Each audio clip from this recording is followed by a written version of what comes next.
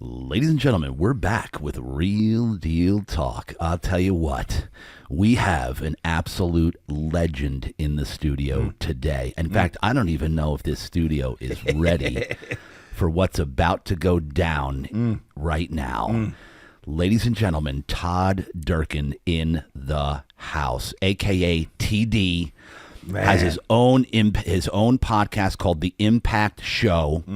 He's famous for the slogan, "Get your mind right." Let's go. Get your mind right. Did I do that? JD, that's good, man. That's good. It's get your mind right. Get your mind right. Get your mind right. Get your mind right. Hey, thank you. Thank you for the introduction, man. Yeah. It's But awesome. I mean, and I just scratched the surface. This guy is so well known, so beloved. His gym, Fitness Quest 10 in Scripps Ranch is, I mean, like where the majority of the professional football players, baseball players, UFC fighters, they're at your gym, and there's a reason for that, because he just has a culture over there that just thrives on positivity and getting your mind right, making it happen, not making excuses, being better, being the optimal version of yourself. Everything. I mean, I swear, every time I go in there, man, I am fired up. I'm already fired up. Let's go. But when I get into Fitness Quest 10, the energy in there, the music, the staff, your partner, Jeff Bristol, the clientele, it is just, you can't help but be motivated in that gym, man. Well, it's the sanctuary. There's no doubt about Yeah. it. It's always the people. It doesn't matter the business, right? Totally. What you do, it's the people. And for 23 years now, we've been surrounded by some awesome people. Yeah. Both staff and clients. We attract a lot of great people, or people who want to get to the next level. And man, when I got into the business, I had no idea what I was doing. Right? Sounds about right. The heart and soul was there, and I've learned a lot in my career. And even now, I feel like I'm just getting started. Yep. And there's a lot of good things about to happen in 2024 and beyond. But I'm really, really honored to be here, JD, when I talk about Fitness Quest 10 and as my vision has expanded over the years, obviously, I know the heart and soul is just making bodies, minds, and souls sing. Yep. And that's what it's all about. Love that. For me, I don't care where I am, what city I'm in, what state or country I'm in. It's, man, how can I tap into someone's soul and change a life? I love that's that. what drives me. And this is why you were like, when I first started the podcast a little over a year ago, I started with a master list. You were at the top of that master list of being a guest that I wanted to come on the show. Wow. Literally from day one, Todd. So the fact that you're here is surreal to me, because you are just an incredible. I mean, I know how busy you are. You've got a million things going on, and that's the reason you're at the top of my list, is because of what you just shared. Because I know you have a genuine passion and love for helping people tap into something, tap into their soul, like you just said. So, man, I love that, man. This is Thank you. And look, you and I could already go off on a tangent, We can. because what you just said about not knowing what you were doing and just join the club. Like if there's an entrepreneur out there that actually knows what they're doing when they start, then that's more rare. Figure it out, right? Figure it out. Yeah, exactly. Jump out of the plane and design the parachute on the way down. And a lot of entrepreneurs, as your vision expands, you're always thinking about, hey, how can we get bigger or better? Yeah. And it's like, well, I don't know how I'm going to do that, but the why just keeps growing and expanding and amplifying. And even right now, as I sit here before you, JD, it's like, you're like, oh, the legend. Da, da, da. I feel literally like there's so much untapped potential that I've got to step into. And maybe it's just that curiosity of how many lives can we change? How can we tap in and help people? Because honestly, right now, if there's ever a time that the world needs just more mindset and heart set and soul set and physicality, it's now. Right now. And that's what excites me about even this upcoming year in 2024 and all that we're stepping into. It's, a lot of past great things have happened. Obviously, a lot of tough things as well we'll get into today. Yep. But I'm really excited about the future and what that holds. And what you just said, man, I can't identify with this more, and I'm hoping a lot of the listeners and watchers and people that are right now in I call it the fight, right? They're in the fight. Yep. And they want to make a difference. They want to make an impact. Todd, you and I are the same. I'm 52. You're 52, right? 52, yeah. Exact same age. 52, guys, and we are in the same mindset of, I literally feel like I'm just getting started. Like I finally feel like, okay, I'm finally settling in to my groove here. Yep. Of where I'm actually I'm moving a little bit of the needle here. But we're just getting started. Truth. Right? I'm literally on the same page. It's just getting started. Like the more the more I learn, the more I know, the more I realize I don't know. So true. Yeah. And people come into your life at just the right time. They appear, whether it's a podcast or whether it's someone says, hey, I need you to meet someone. And that person is someone who can be the bridge to, oh my gosh, I've been praying for this or searching for this. And next thing you know, how did this happen? Right. And that's happening for me right now as we speak. And for me, as I got goosebumps all over the place, bro. Yeah. Same thing for me. People all of a sudden magically, right, God's plan, are coming into my life at this exact moment that God sent to me from the heavens above that I need. That's it. That's it. Whether it's support, moral support, belief. That's it. Right? Because we need belief. Preach. We need people around us that believe in us. Not a lot, just a couple. Just a couple. Yep. And ladies and gentlemen, listen. You only need one or two. That's it. If you got one or two that believe in you, that's it, and that are gonna pour into you when you need it most, when you're down, because there isn't a week that goes by, Todd, that we don't sit there and go, man, I don't know if I got it in me to keep going here. Amen. But then you've got right. Amen. Right. But you got that person or two in your life that says, dude, you got this. Keep going. You got this. I'm here. I got you. You got this. Keep moving forward. Like Rocky says in Rocky, 5 or 6? Yeah. No matter how, it's not how hard you get knocked down, it's how hard you can get knocked down, and how fast you can get back up, right? Something like that. Keep moving forward. That's it. Right? All right, look, we're already going on a tangent here. You want to talk Rocky? I can talk an hour. That's my guy. Yeah. Oh, bro, come on. Have you watched Sly on Netflix? I have not yet. I'm saving it for the holidays. Have you watched this? No? Dude. Yeah. Man. Yeah. But, bro, it's like... Well, Sylvester Stallone was the producer for a show that I was on. No way. Oh, yeah. Yeah, it was called Strong, 2016 and 17. I was on a show called Strong with 10 trainers. Sly was the producer. No way. Oh, yeah. And that's my guy. Growing up, like I watched more Rockies. Well, our age, he's the guy. I've watched more Rockies than anyone on this show combined. Yeah. It's crazy. But when he was the producer of the show, I'm like, I got to go on the show. And just to be around him. Yeah. And so it was a crazy, crazy time, to be surrounded by him and to have a show produced by him, it was a special time. Wow. Yeah. I'll tell you what, you are gonna love the show, I know. The documentary. Oh, I know. I've heard all about it.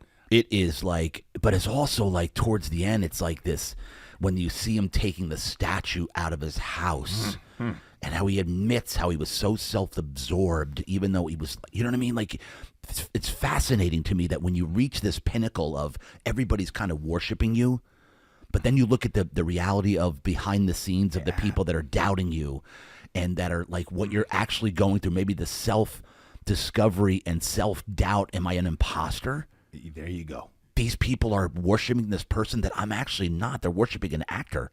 A character. Yes. Right? In 2006, stepping back a few years, I trained a guy named LaDainian Tomlinson, and LT won the I think we heard of him. MVP Super Bowl, or the MVP of the league. And after that happened, LaDainian said to me before his training started again, he goes, what next? I'm like, what next? What do you mean? Run it back. Let's go. Let's get back in training. I didn't understand it then in 2006. What do you mean by what's next? Like, do it again. Yeah. What I learned for what he was saying is when you have a goal and you achieve the goal, sometimes it's a little lonely at the top and you don't know it until you're there. And then it's like, what's next? Well, that doesn't motivate me anymore. Right. Because the most dangerous thing to success is success. So if you ever tasted success and you've tasted it for a year or 2 or 3 or 5, you're like, there's got to be more. There's got to be something else. Right? There's got to be. I didn't understand it then. A few years ago, I went through a pretty challenging time where I really, really understood what LaDainian meant at that time. Recently, just last week, as we record this, I dealt with another client, Chris Young. Chris Young is the GM of the Texas Rangers. The super tall pitcher. 6'10". Yeah. And I trained him for 10 years, and then obviously now he's the GM of the Texas Rangers. They just won the World Series, and I trained him over the Thanksgiving holiday. He was in town, And we were talking exactly about this. You win the World Series, Yeah. and you can't even enjoy it for 24 hours because you're already thinking about What's next? What's next? So it's like we drive and thrive to get to the top. Yeah. And then we get to the top, and you're like, there's got to be more than this. Right. There's got to be something else. And it's interesting when I reflect back on even going back to LaDainian and then even most recently to Chris Young and some of the things I've been through in a few years, the last few years. It's interesting when you reflect on your life and what you're about is what is it you're thriving for? Who is it that's most important? And it's been a lot of soul searching even for myself prior to the pandemic of like, hey, what's this all about? And what's that legacy going to be about? What is it these next 25 years I really want to do that's unique? Because for me, it's like, well, do I want to be known just as a business gym owner and someone who made an impact at the gym? That's not enough. Right. After doing it for 23 years, Yes. it's like there's got to be more than just that. Right. And you're like, hey, a legend and iconic and like cool on the outside, but on the inside, I feel like there's more potential that God gave me that, Yes. hey, like, are you willing to step into that? Are you willing to take some chances and risk for what you're really designed to do? And that's part of your story, but that's not your whole story. Right. So anyway, I'm getting deep here Listen, right off the bat. But listen. This is why you're here, bro. Audience, listen up. This is I keep getting goosebumps. But so we're gonna keep going because we got to for a few minutes here. So what is this? What lesson is this? I think one of the biggest lessons, Todd, of what you're saying is, this is why it's imperative that you thoroughly enjoy the journey on the way there. So many people are so focused, me included, on that end goal. Yep. That you actually forget to enjoy the process and the journey. Not saying everybody does that, but the majority of people don't even really thoroughly enjoy, because in the most cliche quote ever, the journey is everything. Yeah. Right?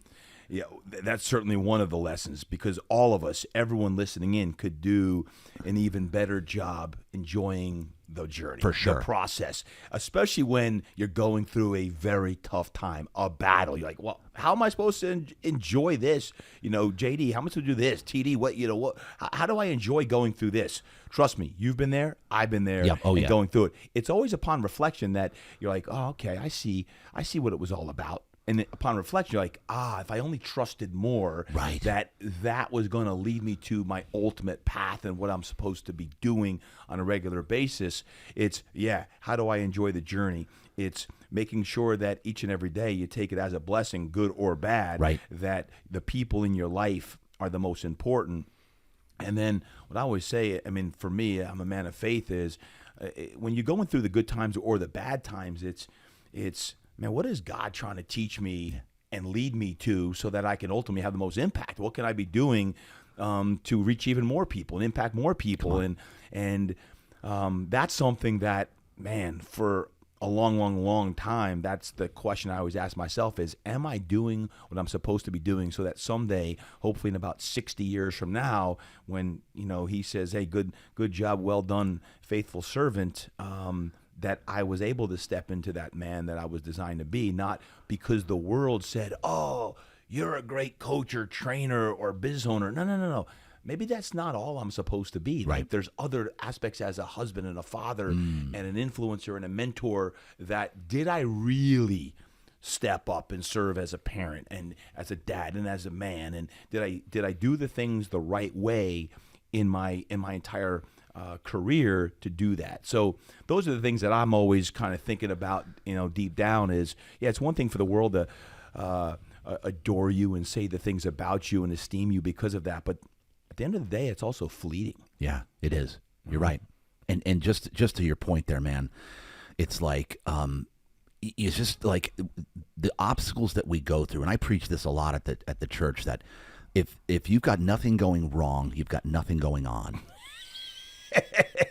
So true. So the more ish you are going through is a good sign that you're actually in the fight, taking territory, sticking it to the devil, right? It's a good sign, Man. But like you said, it's like I must have a lot of good signs going. yes, bro. To this day, yesterday, Monday, Right. You know, I had the most incredible weekend in the store, and then Monday, I'm not going to talk about it, but I got hit with something on Monday. I was like, really? You can't let me have 48 hours of a high here, Right? Yeah. You got to hit me Monday morning, right? Oh yeah. But you got that one word that you said, the most important word in our lives, especially being an entrepreneur and a business owner, that number one word, you mentioned it, faith. Faith. That what God is testing you with, making you with, is because he's got something on the other side of this. If you can steward this, if you can get through this, I got something bigger for you. Amen. And a bigger platform, because, Todd, success is just a platform to bless others. That's it. That's all it is. Yep. So we owe it to the kingdom to get to the highest platform that we can, not because we want to get there, yay, but it's because then we are able to bless even more people when we're up there. So true. Right. Years ago, one of my clients I've been working with for 20 years, Drew Brees, quarterback. Yes, yeah. We were on a call. I had him on. I have a mastermind group, and he was on a mastermind call with me, and we were talking about faith. And he gave an acronym that I really like. Yep. It's for the secular and non-secular crowd on faith. We all know faith in God, but he had given the acronym FAITH as fortitude, attitude, integrity, trust, and humility. Ooh. I'm like, let's go there. Let's go deep. Ooh, so when man. Drew said a faith, fortitude, strength, right? Body, mind, soul, and then attitude, showing up with a positive attitude. I think a guy like Drew is like, attitude, you got to make people around you better. Yes. Right? Yeah. Integrity, doing what is right when no one else is watching and looking. Are you doing the right thing, especially when times are tough? Right. It's easy when times are good and people are praising you, but what about when you're going through a tough year, 2 years, 5 years? And that's all the integrity part. And then the trust, right? Trusting your family, trusting yourself, trusting those around you, and trusting that you're as a person of faith, if you are, is trusting God's plan, not your plan. And then the humility part is when you do have success, is how do you have the humility? Be humble, be hungry. Be humble, be hungry. We say that at Under Armour is like, be humble, be hungry. It's the humility to show up when things are really good and be tremendously humble for the gifts, because we know that any day, boom. I was like, whoa. That's good. Man, that's really good. Todd, I have never heard that acronym. Yeah. I'm now, because I coach flag football, little guys, little 8-year-olds. So our motto is attitude is everything. Yep. And I've got a couple other things in there, like the top rules: do your best is number one. Enjoy the process and the journey. Right. I'm bringing this to my team. 100%. I'm bringing this all the time. to my team right here. I'm going to make them memorize it. 100%. Because what he just did, that acronym, that's the holy grail. That's it. That's it. That is literally life. Hey, listen, by the way, you could be a non-believer, yes, and it's still applicable. Exactly. And if you're a believer, then it only amplifies the actual acronym FAITH. Fortitude, attitude, integrity, trust, and humility. This. Yeah. Love it. Well, that's why I'm here. Yes, it is why you're here. Not just in this you can podcast. Turn up, I was gonna say, you can turn the pocket now. But not just in this podcast. Yeah, all right, that's a wrap. Call it a day. Not just in this room, but on this earth. From God is why you're here. Exactly why. Yeah. But that's true, right? That's one of my guys, right? That inner circle. Yep. And that was, JD, that was 2009. I still use that, not yearly, like on a regular basis with the people I talk to.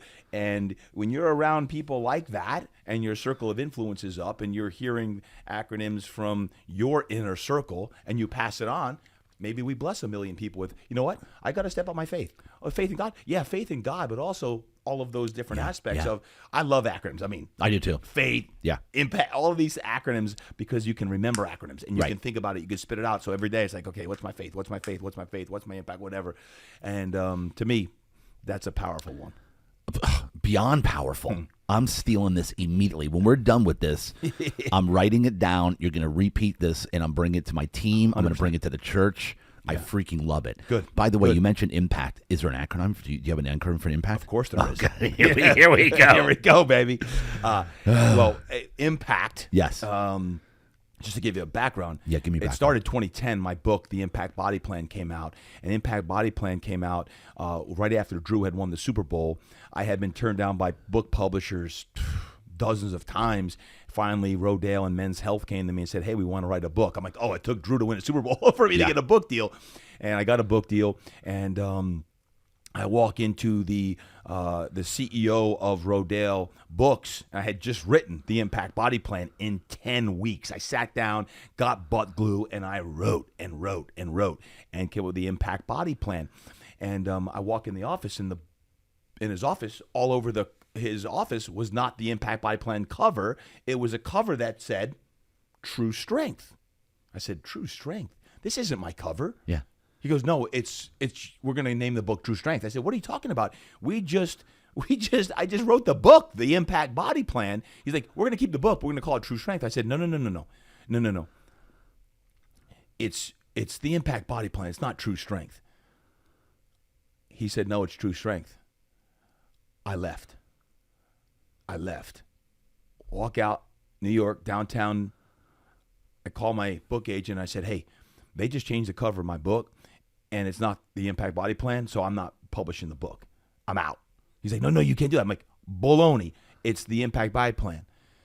Well, the Impact Body Plan came out 3 months later. Yeah. And one of the principles there Did they do it? They did. They gave. They gave. Wow. Because when you believe in something so much, Yes. you do it. I didn't have an acronym for Impact then, but there was something inside of me that said, stick to your guns. This is something that you live by. Yes. And I didn't have an acronym. I didn't know what it stood for. I just knew the word impact was meaningful to me. Yeah. And now one of the keynotes I give, it's all on creating an impactful life and business. Impact is all about live inspired. So inspired, Yep. Live inspired, master your craft, be great at what you do. You got to make sure that you every day commit to the process on that. P is play at world class. Get your mind right, get your mind right, get your mind right, get your mind right, play at world class. The A is action, take action. We all have big goals, we have dreams, we want to create a business, or you want to be a great employee within your company. It's, hey, you got to take action for what you say. You got to write things down in the GSD planner just came out, the God Size Dreams planner. Like, you got to write things down. And then you got to take action on that. C is condition for greatness. Condition for greatness. Condition for greatness is physically, mentally, emotionally, spiritually. How are we conditioning ourselves daily to make sure that physically, mentally, emotionally, and spiritually we're on tact? And T is tenacity, energy, fervor, spirit. All of the things that we got to live by. When you show up to the gym, the energy shifts. It changes because you're in the gym. How about when you walk into your office, and how about when you work in your family? There's a presence about you. That's tenacity. And to me, impact has become a way of life in the last 13 years. That acronym has grown and developed. It's become a lifestyle. It's become a brand. It's become what I do. It's about impact. So that's the impact acronym. So when you ask, that's the backstory. Like, some guy, a CEO of a major publisher at the time, said, no. We're not going with impact. When I think impact, I think car crash. I'm like, I don't.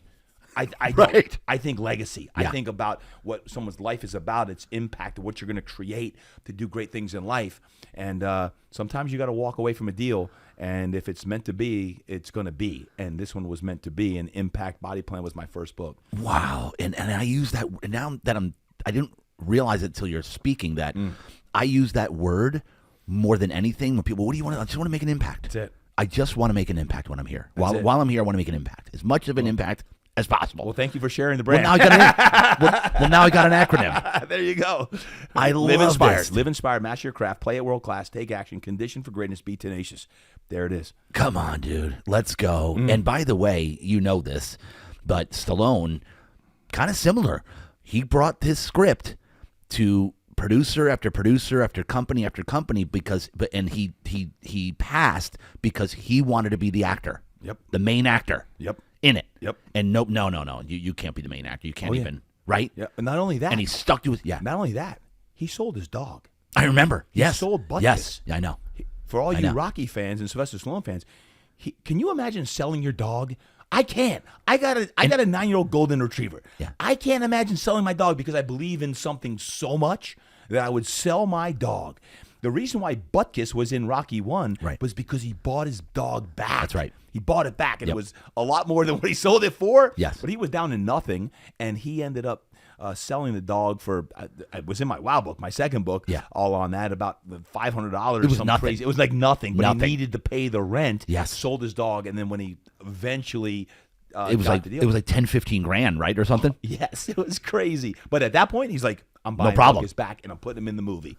Wow. Like that to me is like, goosebump moment for me. It's like, that's the kind of conviction that one needs to really step into their truest and deepest self. Like when you're willing to sell your dog, like, okay, it's serious. We got it going on. So, and on that, the word conviction, like how much conviction do you have to have? More than is humanly imaginable. Conceivable. Yeah. And that's where faith comes in, is like you can't imagine doing that. I can't imagine that until you're there. Yeah. And you sell your dog, or this guy who I'm weeks away from going to publish my first book. I'm excited, and he's like, sorry, here's the cover, and it's all over his office, and I see a different cover with a different name. I'm like, peace, I'm out.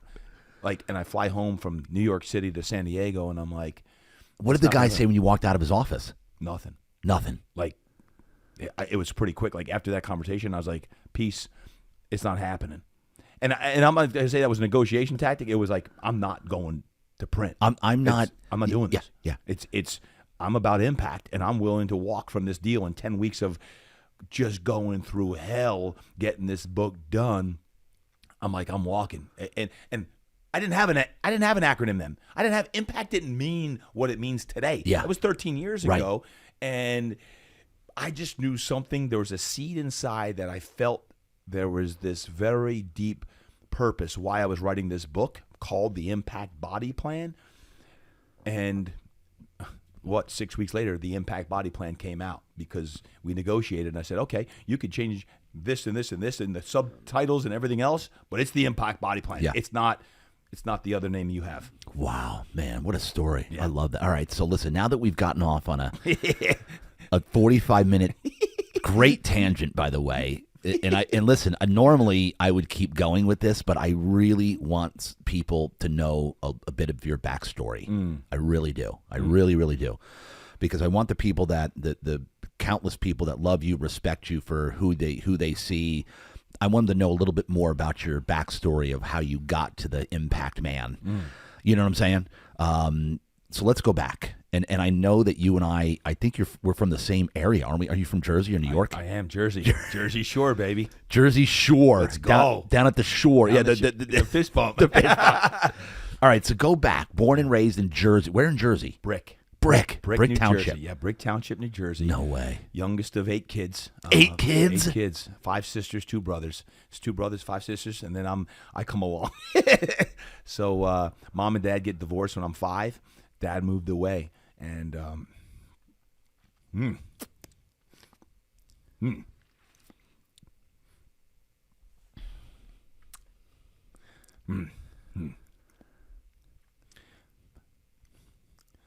Yeah. You know, JD, like, I get emotional now thinking about that, because at 52 now, Yeah. I realize that's what made me who I am. Like, between 5 and 10, I didn't have a dad in my life, and I was a turd. I was a tough kid. I was getting in fights, and we didn't have any money. We're poor. I'm the lunch ticket kid, handing lunch tickets to lunch ticket lady, and Wow. looking back, I get it. Looking back, because my mom, who's still living, she just turned 90, is a saint. She's so much love and so much of who I am. But between 5 and 10 are very formative years for a boy or girl.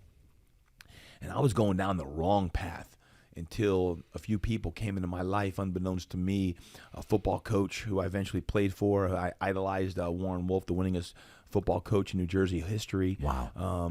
Who took me under his wing and eventually became a player on his high school football team, and just mentors, a teacher when I was just in the 4th grade, had a tremendous impact on me. Mrs. Whitaker, still remember her name, because she believed in me. Yeah. I'd have a lot of people that believed in me. Yeah. And I just needed someone to believe in me. And Coach Wolf believed in me. Mrs. Whitaker believed in me. And it's funny, I still remember her name. It's incredible. Like, man, I want that kind of impact 30, 40, 50 years later on some kid, that I instilled belief in someone, whether they're a kid or they're adult, on that. And not sure why I'm getting emotional about it, but I just realized your past is important because it makes you who you are today. And I've never forgot that. Like, Wow. I don't forget where I come from and what makes me who I am.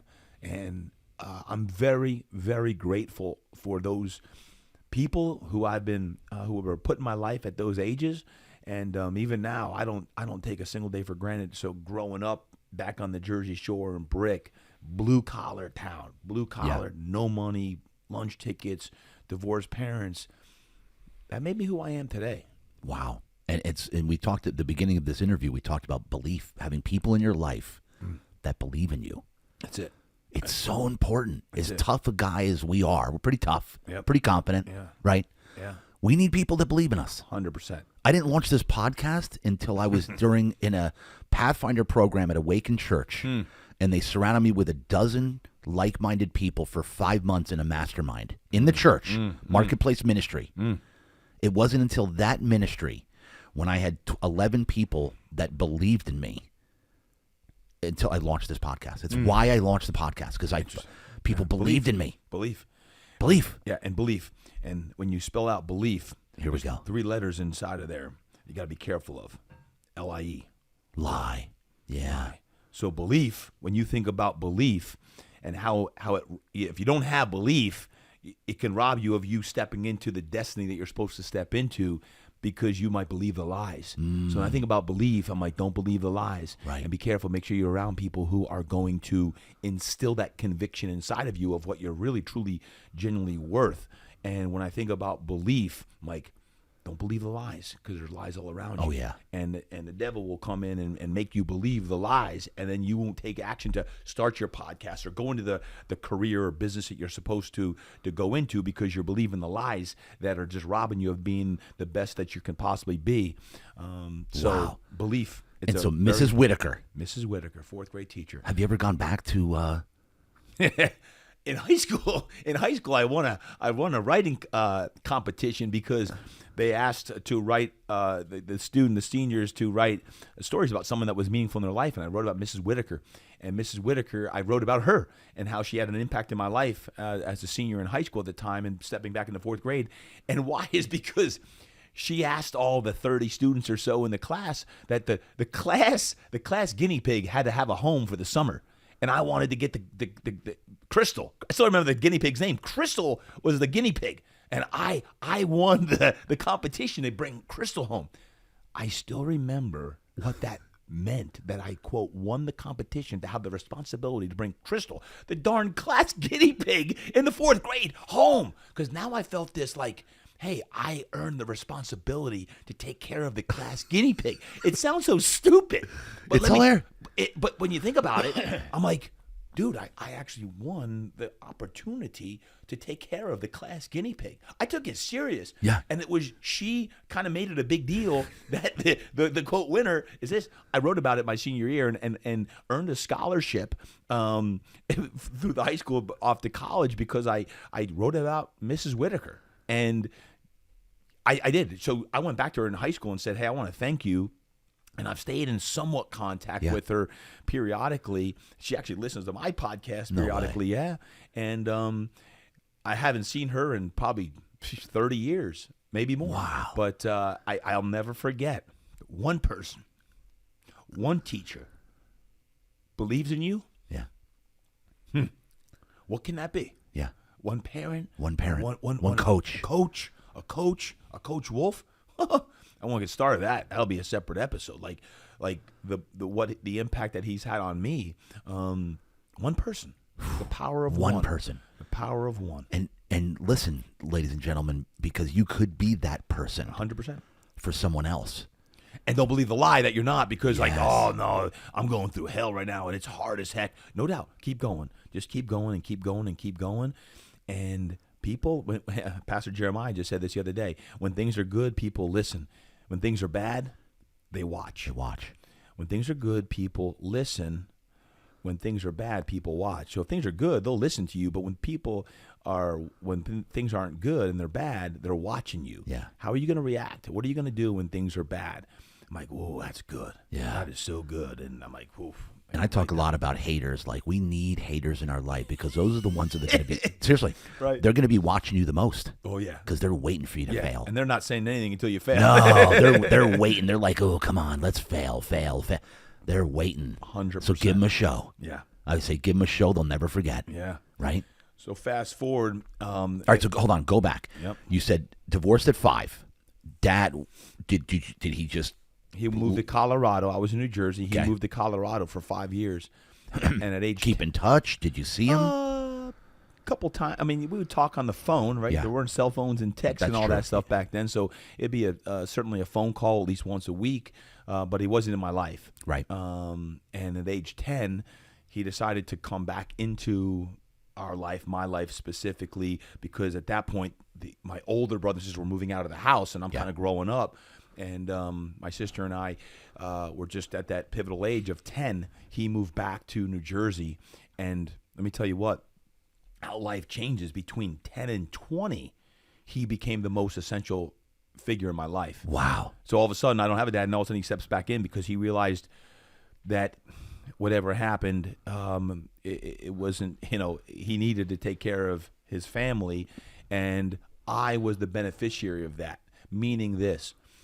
I think he felt guilt that he wasn't a great dad for my older brothers and sisters. He moves away, comes back in, and now I'm become the beneficiary of his time. So he says, "Hey Todd, what do you think about not just playing soccer, which I had been doing very well in soccer and a very competitive team and been MVP of the East Coast tournaments at age 10, and I'm like really doing well in soccer." He says, "Hey, try basketball, baseball, and football for 1 year and see what you think." I'm like, "Dad, but then I can't play soccer, and I want to make my dad proud, like every Right. boy." Yeah. I do it. And football, basketball, and then baseball. And at age 10, when I first started playing football, I found tremendous success early on in the 6th grade playing football. And I still remember game 1, he's like, "All right, listen, for every touchdown you throw, you get a pizza. And for every touchdown you run, you get a soda." Like, No way. Okay. So I think I threw 3 touchdowns and ran for 1. That day, I'm like, in my head, I'm counting during the game. I'm like, oh man, I got 3 pizzas coming. I got, soda coming. So I was so fired up. But that was the start of a football career that I never gave up football. And I ended up playing in college and, starting for 4 years in high school and playing in college and playing professionally overseas and that. But Wow. it was my dad's. I didn't know that. Oh, yeah. But it was my dad's, and basketball. Started 4 years as a varsity player in basketball and 3 in baseball. So, I stepped into these sports that he had encouraged me to do, and I found success at it. Ended up giving up soccer because you just can't do everything. And I think the reason why was I found success in that, and that was giving me a lot of affirmation as a young boy and man. Like, hey, I'm pretty good at this, but I was working my tail off at it. But I enjoyed it. I loved it, and I looked at that sports as an out. It was an out for me because we didn't have money. So I'm like, if I can do well in football, I get a scholarship, it'll pay for college. Right. And that wasn't going to happen without a sport. And I was able to earn eventually a football scholarship to William and Mary down in Virginia, and was a captain and a quarterback at William and Mary. Wow. Yeah. Yeah, I had no idea. Mm-hmm.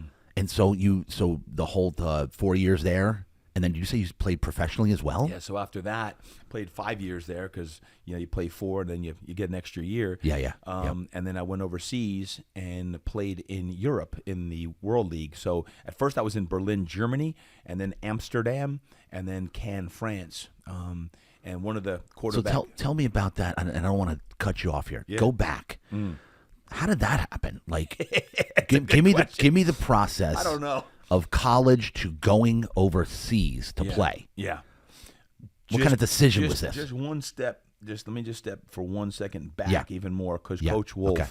Coach Wolf. Go back to Wolf in Brick, New Jersey. Let's give Wolf some a time. legend. If you're from Jersey back in the day, you knew who Coach Wolf was. Yeah, I've heard of the name. And he was really, really important. Like, he was the football coach. Yep. He was the superintendent of the schools, the mayor of the town, and he served in church. I'm like, wait, He's the football coach, the mayor, the superintendent, and he serves at church. I'm like, how the heck does this guy do this?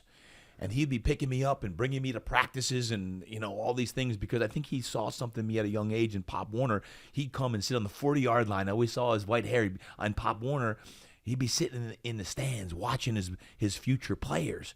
And I'd watch him and, I want to make him proud because I knew I was coming up through this system. Yeah. Why do I share all that? Because he had an incredible impact on me. And he ended up just being almost like a father to me. Wow. Right, going through all this time.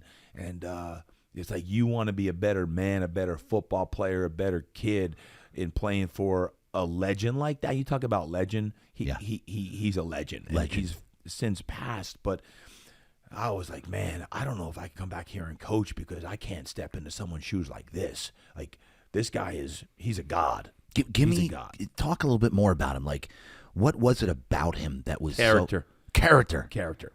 I mean, just character. I mean, like, what are the things that he instilled in you and said to you? I mean, was it tough love? Was it? No. He had principles, no doubt. He had principles, did things the right way, but he'd come out in a game with a suit and high-top black shoes and a top, like Bear Bryant, and had that hat, and he just looked venerable. He looked like he was like, man. But more importantly than the way he looked, it was the attention to detail and run it again. And you'd run the same darn play over and over and over and over and over and over. And you're like, man. And we were really good, like more state champs than anyone, not because we were better athletes, but because of the meticulous detail that we had. That nowadays you don't get that kind of attention to detail with a lot of programs. And I learned that, through a lot of hard work and doing things the right way, he took care of his coaching staff because I ended up going back after college and winning a state championship as a coach with him. I wanted to learn. Oh, yeah. I mean, this guy was everything to me. And I got my dad from 10 to 20, and he was really special. And then I had also Coach Wolf. And I had two men that made a massive impact on a lot of levels. But he believed in me. At age 20, when I went to college, just to fast forward for a moment, and this is a Coach Wolf story. When I was a junior competing for a starting job in college, my father, my hero, my mentor, my biggest cheerleader, never missed a practice, would go to every game, home and away in high school, and every practice, he'd be at every practice because I think he felt like he missed out on things. Yeah. My dad actually had a heart attack, and he died when I was 20. When you were 20? I was 20. So I'm in college, and he had a heart attack, and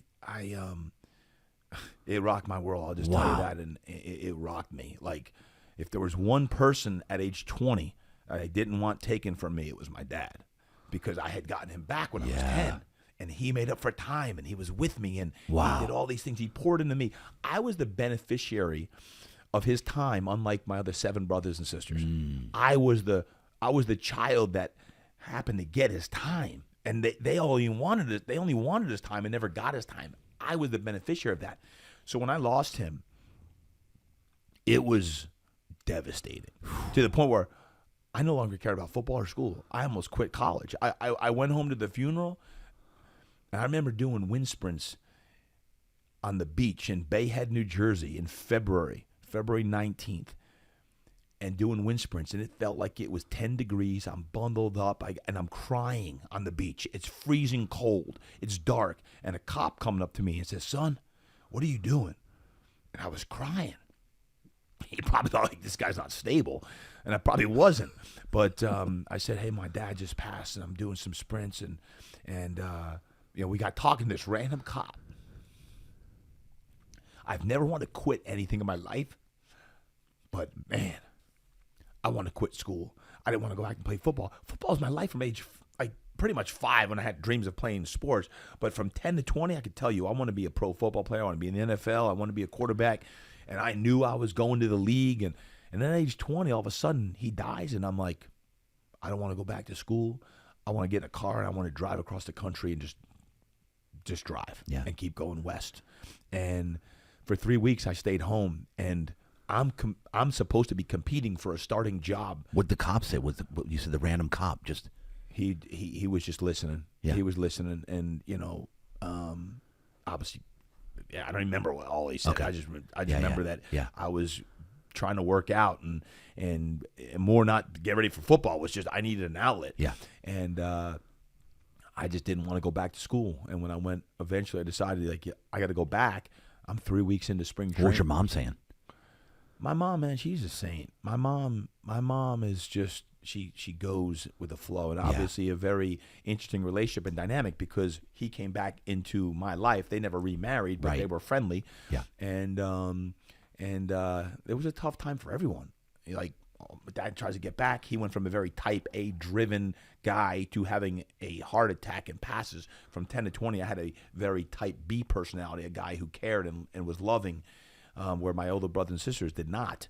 And my father, he taught me a lot of lessons, including even as a dad now, the importance of time. Yeah. My dad wrote me a letter every single day in college, hand wrote me a letter every day. Wow. There wasn't a day I could, every day he wrote me a handwritten letter. I don't even know if I could text my kids every day in college. Now I got 2 out of the 3 in college, every day. And I have a lot of the letters he wrote because I saved them. And interesting enough, after he passed, 3 weeks after he passed, and I'm a basket case, I went back down to college, and I go to the mailbox. Yeah. There was Another a letter. Yeah, one more. Wow. One more letter. And in that letter, he must have known what was coming, because in that letter that he wrote me, it said, don't waste time. Know that time is precious. And I don't care what you do for a living. If you're going to be a doctor, a lawyer, a police officer, a teacher, a coach, a physical therapist, and he goes through all these occupations. He goes, just know this. Always do your best. Never give up. And make an impact. Wow. That was it. God, That's how it ended. Wait a second. He left 3 weeks ago. I get a letter from him telling me, dude. Here, and I have that letter. Of course. And I'm like, I couldn't believe it. He wrote it the day he had the heart attack. So he must have known what was coming, because he wrote basically what was about to happen, saying, hey, listen, time is everything. I believe in you, and go make a difference in the world. Yeah. And that was it. And I'm like, oh, let's go. And wow. I had a very interesting, eye-opening experience at age 20 that now all of a sudden my dad, who had a lot of impact on me as a young boy and man from 10 to 20, now I don't have a dad anymore. So that was it. Yeah. And was Wolf a part of your life at 20? Good question. That's why I brought it up originally, is because then Coach Wolf, who had Friday night games, would drive 7 hours on Saturdays to come see me play after that. And he'd slip me a handshake. Come on, hold on. Truth. So Wolf would then drive on Fridays. No, Saturday morning to see you play. At 1 p.m. He'd drive 7 hours. Yep. Just to come see you play. And then drive home. After your dad passed. Uh-huh. And not only that, so you think you got a Friday night game, you get up, leave 6 in the morning to get there by 1 o'clock, see me play, get out. There's days I didn't even play, whatever. He'd give me a handshake, and he'd always have $100 in there. So this is a coach. That's a high school football coach. He knew I had nothing. Wow. He knew I had nothing. So now, as a coach, I still remember that. Oh, man. I know who's got stuff going on and who doesn't. Right. I know, you know. Yeah. Coach Wolf would drive 7 hours one way.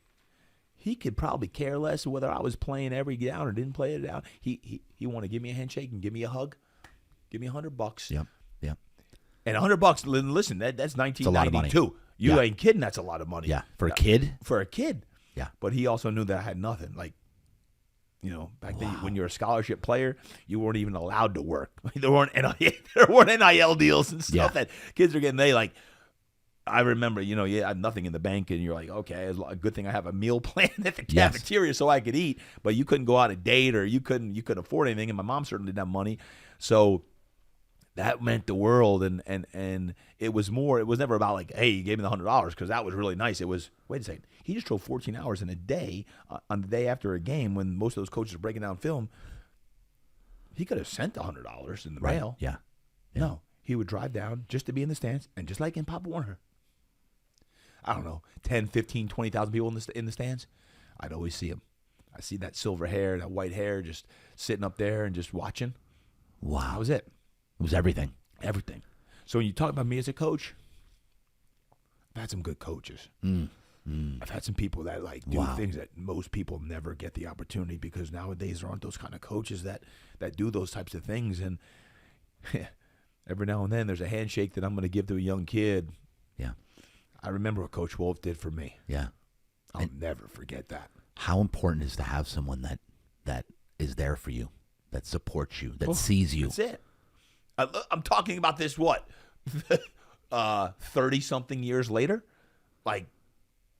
Oh, yeah.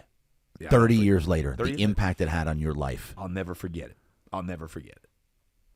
So I didn't want to skip over that. So you asked about a professional career. I needed to share that because my dad had passed. Coach Wolf stepped into another role. And again, I talk about 5 to 10. Well, your first 20 years of life, think about how formative that is for any man or woman. Yes. Ups and downs, ups and downs, ups and downs. So at age 22, I'm like, hey, although I didn't get drafted in the NFL, I ain't done with football. Let me go overseas and play football. And I step into a role over in Europe. And how did you? First of all, let me make one. You sure you want to know this one? I do, but I know the listeners do too. Let me make one point here. I saw a quote recently. This was very this was eye opening. That for a parent, the average time that you will be in your child will be in your life, the average time you'll spend with your child in a lifetime as a parent is a total. This is the average of 19 years, and we're talking a cumulative here. And the first 18 usually are at home, under your roof. So that's 18 of time that you're spending with them daily. Wow. The total for the rest of from 19 on is one total year. Wow. That we're talking because right now your kids are at college, and I know you're not in this average. I already know that. One day here That's to it. get 365. That's a year. So a total of 1 year. Wow. To go to your point of how important it is as a parent. Let's talk parents. Yeah. As a parent, to take those first 18 years and spend as much quality time as you possibly can with your child. Truth. So they know that you love them, you support them, you see them, right? Yeah. Talk about that. I always used to live by, you got 18 summers. You got 18 summers with your kids. Wow. Maximize every summer. It's not just summer, but that theme and that mantra of you got 18 summers. Don't waste a summer. When the kids are off from school, get on the trips, spend time with them. And obviously it's all the way through, but 18 summers to me has always meant something. I actually wrote a blog about it years ago on it, because while we took the trips, 2 of the 3 are in college now, and 1 is a sophomore in high school. It's amazing how fast it goes by. And we all know that. We're like, hey, time flies. We all know it. But next thing you know, I'm in the position now, like, my kid's a junior in college and a freshman in college. I'm like, man, I wish I could have that time back. Now, I coached when they were in high school playing football. Yeah. I coached because I didn't want to lose that opportunity to be around them like a Coach Wolf was around me. So I coached. I was a strength coach and a quarterback coach. So from 2 p.m. all the way till 7, 8 o'clock, I was on the field with them, which I loved. Yeah. I loved it. Yeah. Nothing better than high school football, man. Yeah. High school football. And I've been around a lot of college and a lot of pro football. There's something awesome about high school What's football. so special about high school? It's so pure. Yeah. It's pure compared to college and pro. It's the love. You got the community coming out. You got the band. You got the kids who are in a good way, such knuckleheads. Yeah. And they're in the weight room, and you're trying to get them all strong with squats and deads and cleans and bench, and they're talking about stupid stuff that it's just great. It's great stuff. And finding themselves, and you realize maybe one or two kids might go on to play college football at D1, 2, or 3 level, maybe none. Yeah. But it wasn't about that. It was really, well, it's what Coach Wolf did. Yeah. Wow. It's character. Yeah. It's instilling a belief in a kid. And JD, one of the kids that I coached while Luke, my oldest, was playing during the pandemic, after they graduated, he committed suicide. Oh, man. And I'm like, man, 19 years old. What did I miss? Like, how did I not see it? Like, I felt this sense of guilt. Like, wait a second, how did I not see that? And I'm thinking, man, like, if there's ever a time that's impressionable for a young boy or girl, but between 18 and 23 for a male, suicide is a leading cause of death. Wow. Going to a funeral of a 19-year-old kid because of suicide, that rocked me, man. Wow. Because what do you see? You see your kid. That's your kid. Yeah. That's your kid that could happen to. And I just love that level of football or high school sports is you can really make an impression on a boy or girl. Now I'm coaching high school lacrosse, girls lacrosse. I know nothing about girls lacrosse. I don't even care. Like the coach, the head coach, she knows everything about lacrosse. I could care less about like the game of. That's not your role. It's not my role. It's not my role. I fire the kids up. I get their mind right. I get them strong, and then I make them believe that they can go out and play lacrosse. I don't know the rules. I mean, I kind of know the rules now because I've been doing it for a year. But it's not about that. It's about the whole experience and having someone believe in these kids. Yeah. And spending time with my daughter, who, whether she plays college lacrosse or not, that's not the important thing. It's being out there with the kids and making sure they have some positive mentors and influences in their life. And like, it's the easy excuse is I don't have time to do this. I'm busy. I got all these things I'm trying to do with life and business and impact people. As my wife always reminds me, she's like, man, this is going to be by real quick. You got to maximize this time because she's going to be in college before you know it, and then we're empty nesters, and that's it. I'm like, man, you're right. So that's my role as a girls lacrosse coach. I know nothing about girls lacrosse. Sorry, girls. How old is she? She's 15. 15. Yeah, that's another discussion. Does she love having you out there? No. No, she doesn't. She probably doesn't want me out there. But no, I think she get embarrassed Dad. Oh yeah, of course. But of course she does. Y'all are laughing at there. But it's the truth. But deep down, she probably do does. Do her teammates love you? Yeah, her teammates. Oh, do they call you Coach TD? What do they call you? Yeah, I don't even know what they coach, right? They do. But she doesn't want Dad out there. But I love it. I love it. I love it almost as much as the football part. Where I love those kids were like my kids, 100 kids.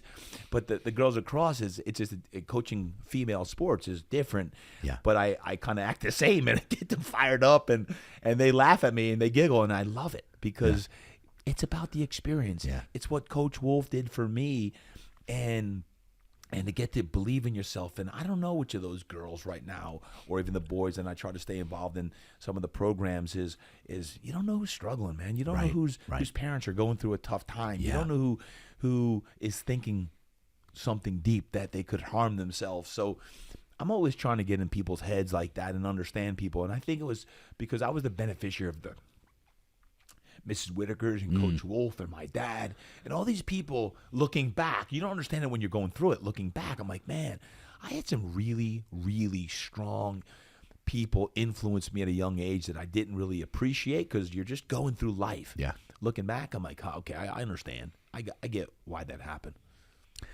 And man, dude, I'm loving this conversation, bro. Deep, as a coach, deep. Like, cause I'm a new coach. I'm coaching little guys, 6, 7, 8 year olds. I'm in my like. I love it. I was helping with the defense at first, right, where they're running the wrong way and all that stuff on the field. And I'm like, I don't want any part of this. Like the head coach position, running the offense. Because running the offense and flag, it's on you. Oh yeah. They don't know what they're doing. Yeah. So it's all on you. So I don't need this pressure. I run a business 6 days a week. I'm doing this. I'm doing that. So then the coach leaves because his kid had to do another sport, and they're like, and the parents are like, JD, will you take over the team? I'm like, oh my gosh, I'm like, this is the last thing I need. So, right, so I talked to him, this is the last thing I need. So I took the team over, and we did well, right? I think we won a championship the first season, and then I realized over time, as stressful as it is, bro, as stressful as 40-minute games are the 40 most stressful minutes of my life in flag football.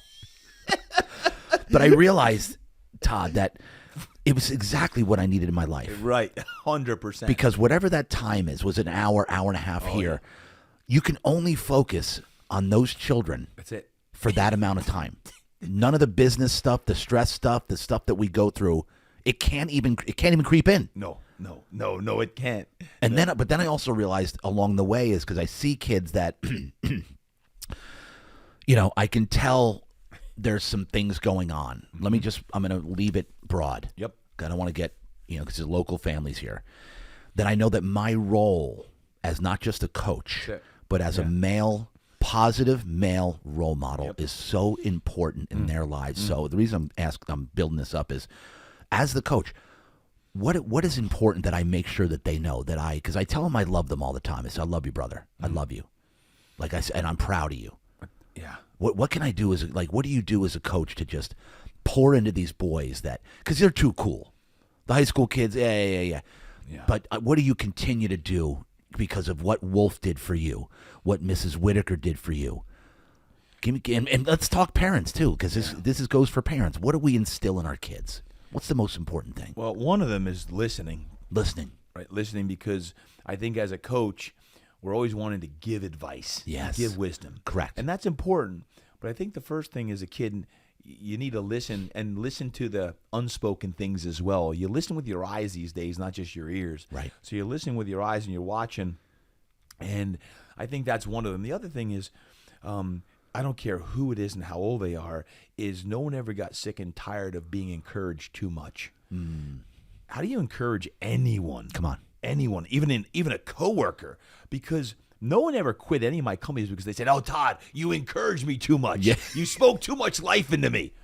Because nowadays, all people do is they just chop people down. That's it. They don't get encouraged. So one of the things I do is I'm always trying to encourage people and find the good things, because what I find in the world of coaching is they're always just finding what's wrong and chopping people down. And kids hate the sport because the coach just absolutely annihilated what went wrong and why they made that mistake. And they can't let up of the mistake versus, hey, great job trying that and it failed. And guess what? I love the fact that you actually made the mistake and that you went for it and learned from it.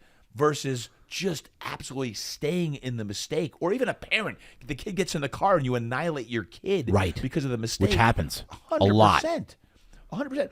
Hey, I'm not perfect. I remember doing it one time to my oldest because I was so frustrated when they were young. He was like picking dandelions in the outfield. And I'm like, I got in the car. I was so irritated. Like, I don't care if you're not good, but you got to pay attention. And his eyes are so big. And all of a sudden, I'm like, what am I doing? He's like 7, and I'm like getting on him. I'm getting on him because he was picking dandelions in the outfield. He could care less about the little league t-ball, baseball. Yeah. And I'm like, oh, this kid's not going to be a high school football player or baseball player. And I'm like, how bad is that? And I stopped, and his eyes went from really big to like confusion. And it was my own mind of like, parents, I don't know if you can understand this and empathize. Maybe I'm the only one that does some stupid stuff every now and then, but I caught myself thinking, man, just keep encouraging. Keep encouraging. Listen. But when you have wisdom, which as a parent you do, is when you've got their attention, then you want to make sure that you can give the wisdom that's necessary. Yeah. Because I hear my kids now in college say, Dad, you remember when you told me this? That was right. And they listened, on that. So I think the best thing that any parent or coach could do is listen and then encourage. And when they make a mistake, listen, they're going to make mistakes. You could point it out, but don't dwell on the mistake. Right. It's good that you're actually out there. I was thinking on this way over, JD, about something it's all about the field of strife and the man in the arena. I love that quote and the whole theme about the man in the arena. Okay. It's all about competing. Yes. You're competing. Whether you win or you lose, it's about the competition of you competing, going out there all out and competing and being that person in the arena who's actually playing the game. Play the game. Play the game. Play the game. You got to do that. The one time Coach Wolf in 4 years ever yelled at me, I still remember it. It was my sophomore year. He grabbed me by the face mask. You can't do that. He grabbed me by the face mask. I had all this mud and dirt in my face mask because I had made a dumb play on the goal line. He goes, Durkin, you're playing too robotic. Loosen up and play the game. You're playing too robotic. I'm like, okay, because I was playing too robotic. I wasn't just flowing with the game and playing. 30-something years later, I still say it. Because he knew that I was playing too mechanical, too robotic, and having to be in my head. Loosen up and play the game. Don't be so robotic. I could hear his voice to this day, and I think sometimes in business, I'm playing too robotic. I'm too mechanical. Yeah. Too mechanical. Loosen up and play the game and go with the flow. Go with the flow and have a pulse on things, but be able to adapt and be able to roll and listen and adapt. I think the best athletes in the world, and I've had the opportunity to work with some of those guys, is you got to have that ability to not just be so robotic to play, but you can flow, you can adapt, you can make an audible and change on that. And I still laugh because he was right. I'm picking dirt out of my face mask, and he's got me by the face mask, and he's, I can see his blue eyes in my face mask. I'm like, loosen up and play the game, Durkin, play the game. I'm like, okay, coach, okay. And guess what? I still think of that today. Unbelievable. I still think of that, that face mask. And I'm like plucking dirt out of my face mask, and loosen up and play the game. Loosen up and play the game. Loosen up and play the game. Andy, you listen to this, bro? Actually, he has a headset on, so yes, he is. I love what it. he's doing is he's keeping track of do we even have enough space to write down all these Man, these highlights? I think I need tissues. I don't think You want tissue? I don't think I've ever cried on a darn podcast as much. I'm like tearing up and Can getting you grab emotional. it? I don't know why. I'm like, hey, it happens. because I don't talk about Coach Wolf and Mrs. Whitaker and my dad much. Even on podcasts I'm doing now, I don't talk much about it. So, never having been handed tissues. Look at that, Todd Durkin. Hey, JD, the impact. The impact man let's put him right in front of you. Is on here crying on this. Hold on, let's put him right in front of you. Put it right in front of me. Yeah, so you can see it. There we go. There you go. There you go. The purple, pink, and yellow tissues. But I'm serious, man. Like, I don't know. Maybe I'm just getting older. I'm getting more emotional or something. But I'm serious. Like, I get so darn. Like, when I think about this, I realize now, just what these people mean to me. As a coach and as a father and a husband and what I do as a speaker and all the other things I do, it's so much of it's formed by the people who have impacted me and been mentors in my life. And it goes back to when I was younger. Yeah. Again, I didn't want to take a step back when you asked that question earlier about Europe, but there were some things there with my dad and Coach Wolf that it made me who I am today. Right? And Todd, man, I'll tell you what. And this is exactly why I started this podcast. You right now sharing these stories and the impact it had on your life. This is why I started the show. Exactly the reason. What you just said is, man, I haven't gotten this emotional in a while because I want everybody to understand. Yeah. How but when powerful you're it is. going through it, you don't understand why. Like, going through that, I was like, oh, this is going to be part of my message someday. You're just going through it. So, again, the reason I say that is because if you're going through a tough time, and you don't have to be a teen, you could be a darn 52-year-old man, and you're going through a battle right now with your finances or your relationship or your kids or someone's hooked on drugs, anything. You're going to look back in 6 months or a year or 3, whatever, and you're going to see how it all comes together. But you got to keep going. You got to keep the faith that, all right, I get it. I get it. Just keep listening to messages like this. Yeah. JD, with what you're sharing here, you talk about the real deal. This is real talk. This is real talk. This is as real as it gets. And again, I don't know if I've ever been as real and as open on a podcast as this, because I haven't stepped back and talked about Mrs. Whitaker in a long time. Wow. Coach Wolf in a long time. Wow. So you're bringing it out, man. Yeah. you're bringing it out. And I keep bringing you back. You keep bringing No, me back. hold on. Let's go back again. let's get out the. So let's go get to out, now. Let's get out more let's tissues. Go to now. Let's get out more tissues. Look at him. Look at him. He's a blubbering mess, ladies and gentlemen. Todd Durkin. I am. Yeah. The impact man. You're like the legend, this and that. I'm like over here sobbing like a little baby. Write down that highlight. Edit that Andy. out. Andy, write down this highlight when he's blowing his nose. Look. Man. Yeah. Just throw the tissue. Just throw the tissue. You got me, JD. You got me. All right. Success. Yeah, look at this. The tough motivator. We'll show this to your lacrosse team. Hey, when people ask me about that, like, "Oh, you always on fire?"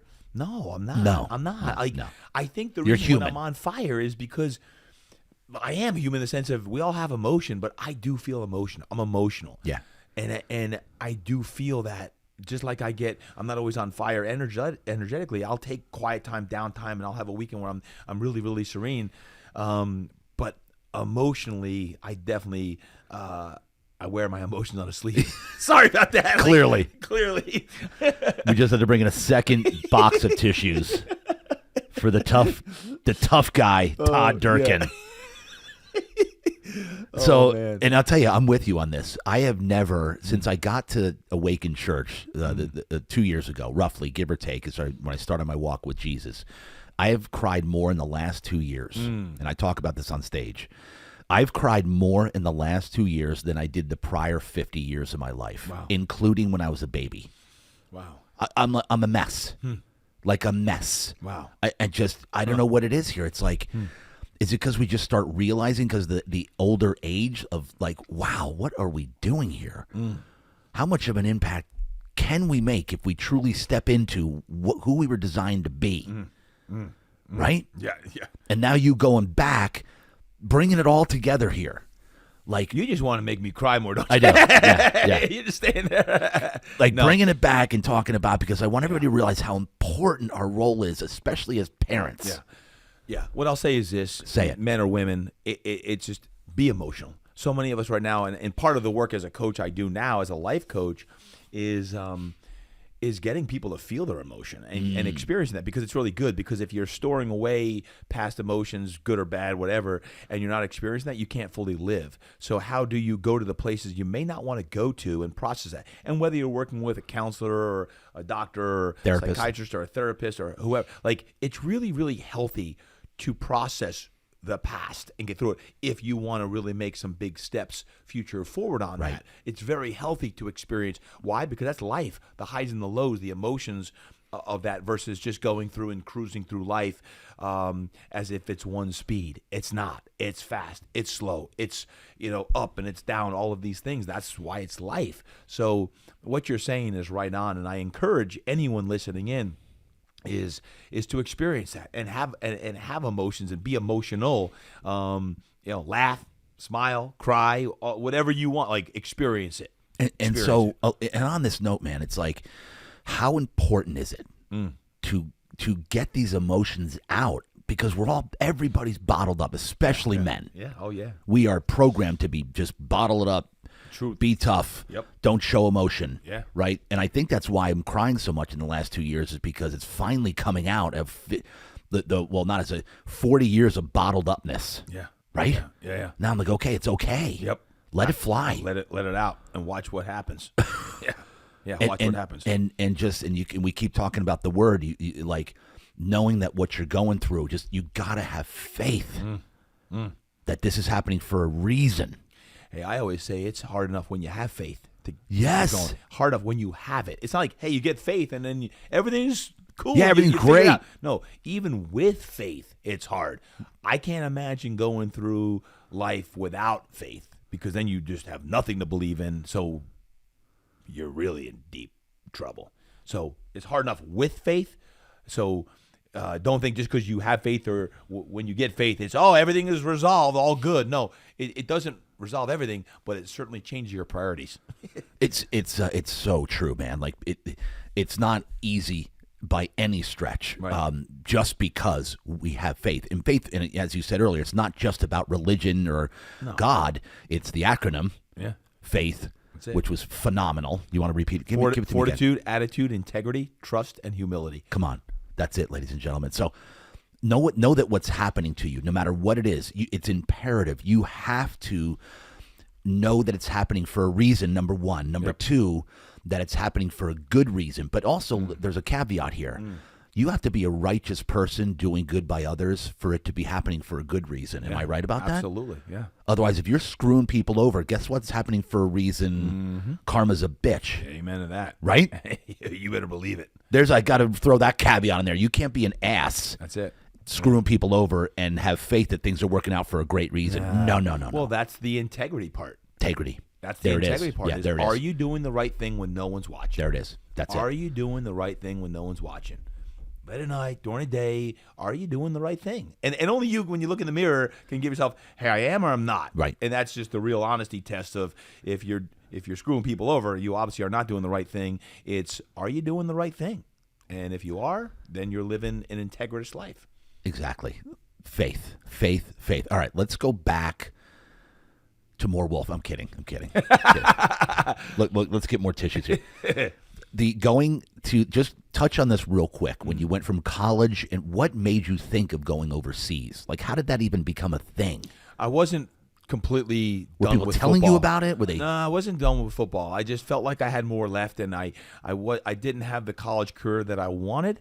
So I was like, let me see what I can do. So I go to this combine at Wake Forest University. Wake Forest. And I crushed the combine. I was rated the top quarterback there, did my 40, and What was your 40 time, by the way? 4.6. Wow, 4.61. that's fast. It's fast in 1993. It is. Nowadays, especially for a quarterback. Right. So, and my arm strength, everything looked good. I graded out well, and the next thing I know, I get a call from this coach who says, hey, we loved your combine down at Wake Forest. There's a opportunity to go overseas and play football for a new league that's starting in Asia. I'm like, Asia? I never heard about it. So he's like, hey, we're going to have training camp in Western Kentucky University. We want you to be one of the 6 quarterbacks there. Long story short, I go to Western Kentucky University 2 months later, go to training camp, and I make the team. I'm the number 1 quarterback. We're going over to Asia for a new league forming 6 months later, and go to camp, finish number 1. We go to Taipei, Taiwan for an exhibition game to kind of like fire up the crowd for the new league that's forming in about 6 months. We go over there, and I'm the quarterback for the Taipei Dragons, right? Like that was my team, all Americans, but I was put on the Taipei team so I could the Taipei, Taiwan folks would be all fired up. So I'm the Taipei Dragon quarterback, have a great game, fired up, we finish. We win the game. How much were you paid to play? I couldn't even remember. It wasn't much. It wasn't much at all. But if I remember, when the season was going to start, it was like $50,000 or $60,000 we'd be paid for the 12-week season. I'm like, hey, that's okay. That's decent. I could do it. Yeah, I could do it. And so between that game in Asia and the start of the season, it just so happened I had all fall. That's when I went back to Coach Wolf and coached. So I trained and I substitute taught and I coached. It was right after college, so I'm training and I'm coaching back at Brick, right? Yeah. I get a call in November that the league's not happening. I'm like, what? Not happening? How is this possible? Like I put off life to go back. Well, it never got funded. All these things. Like these startup leagues didn't happen.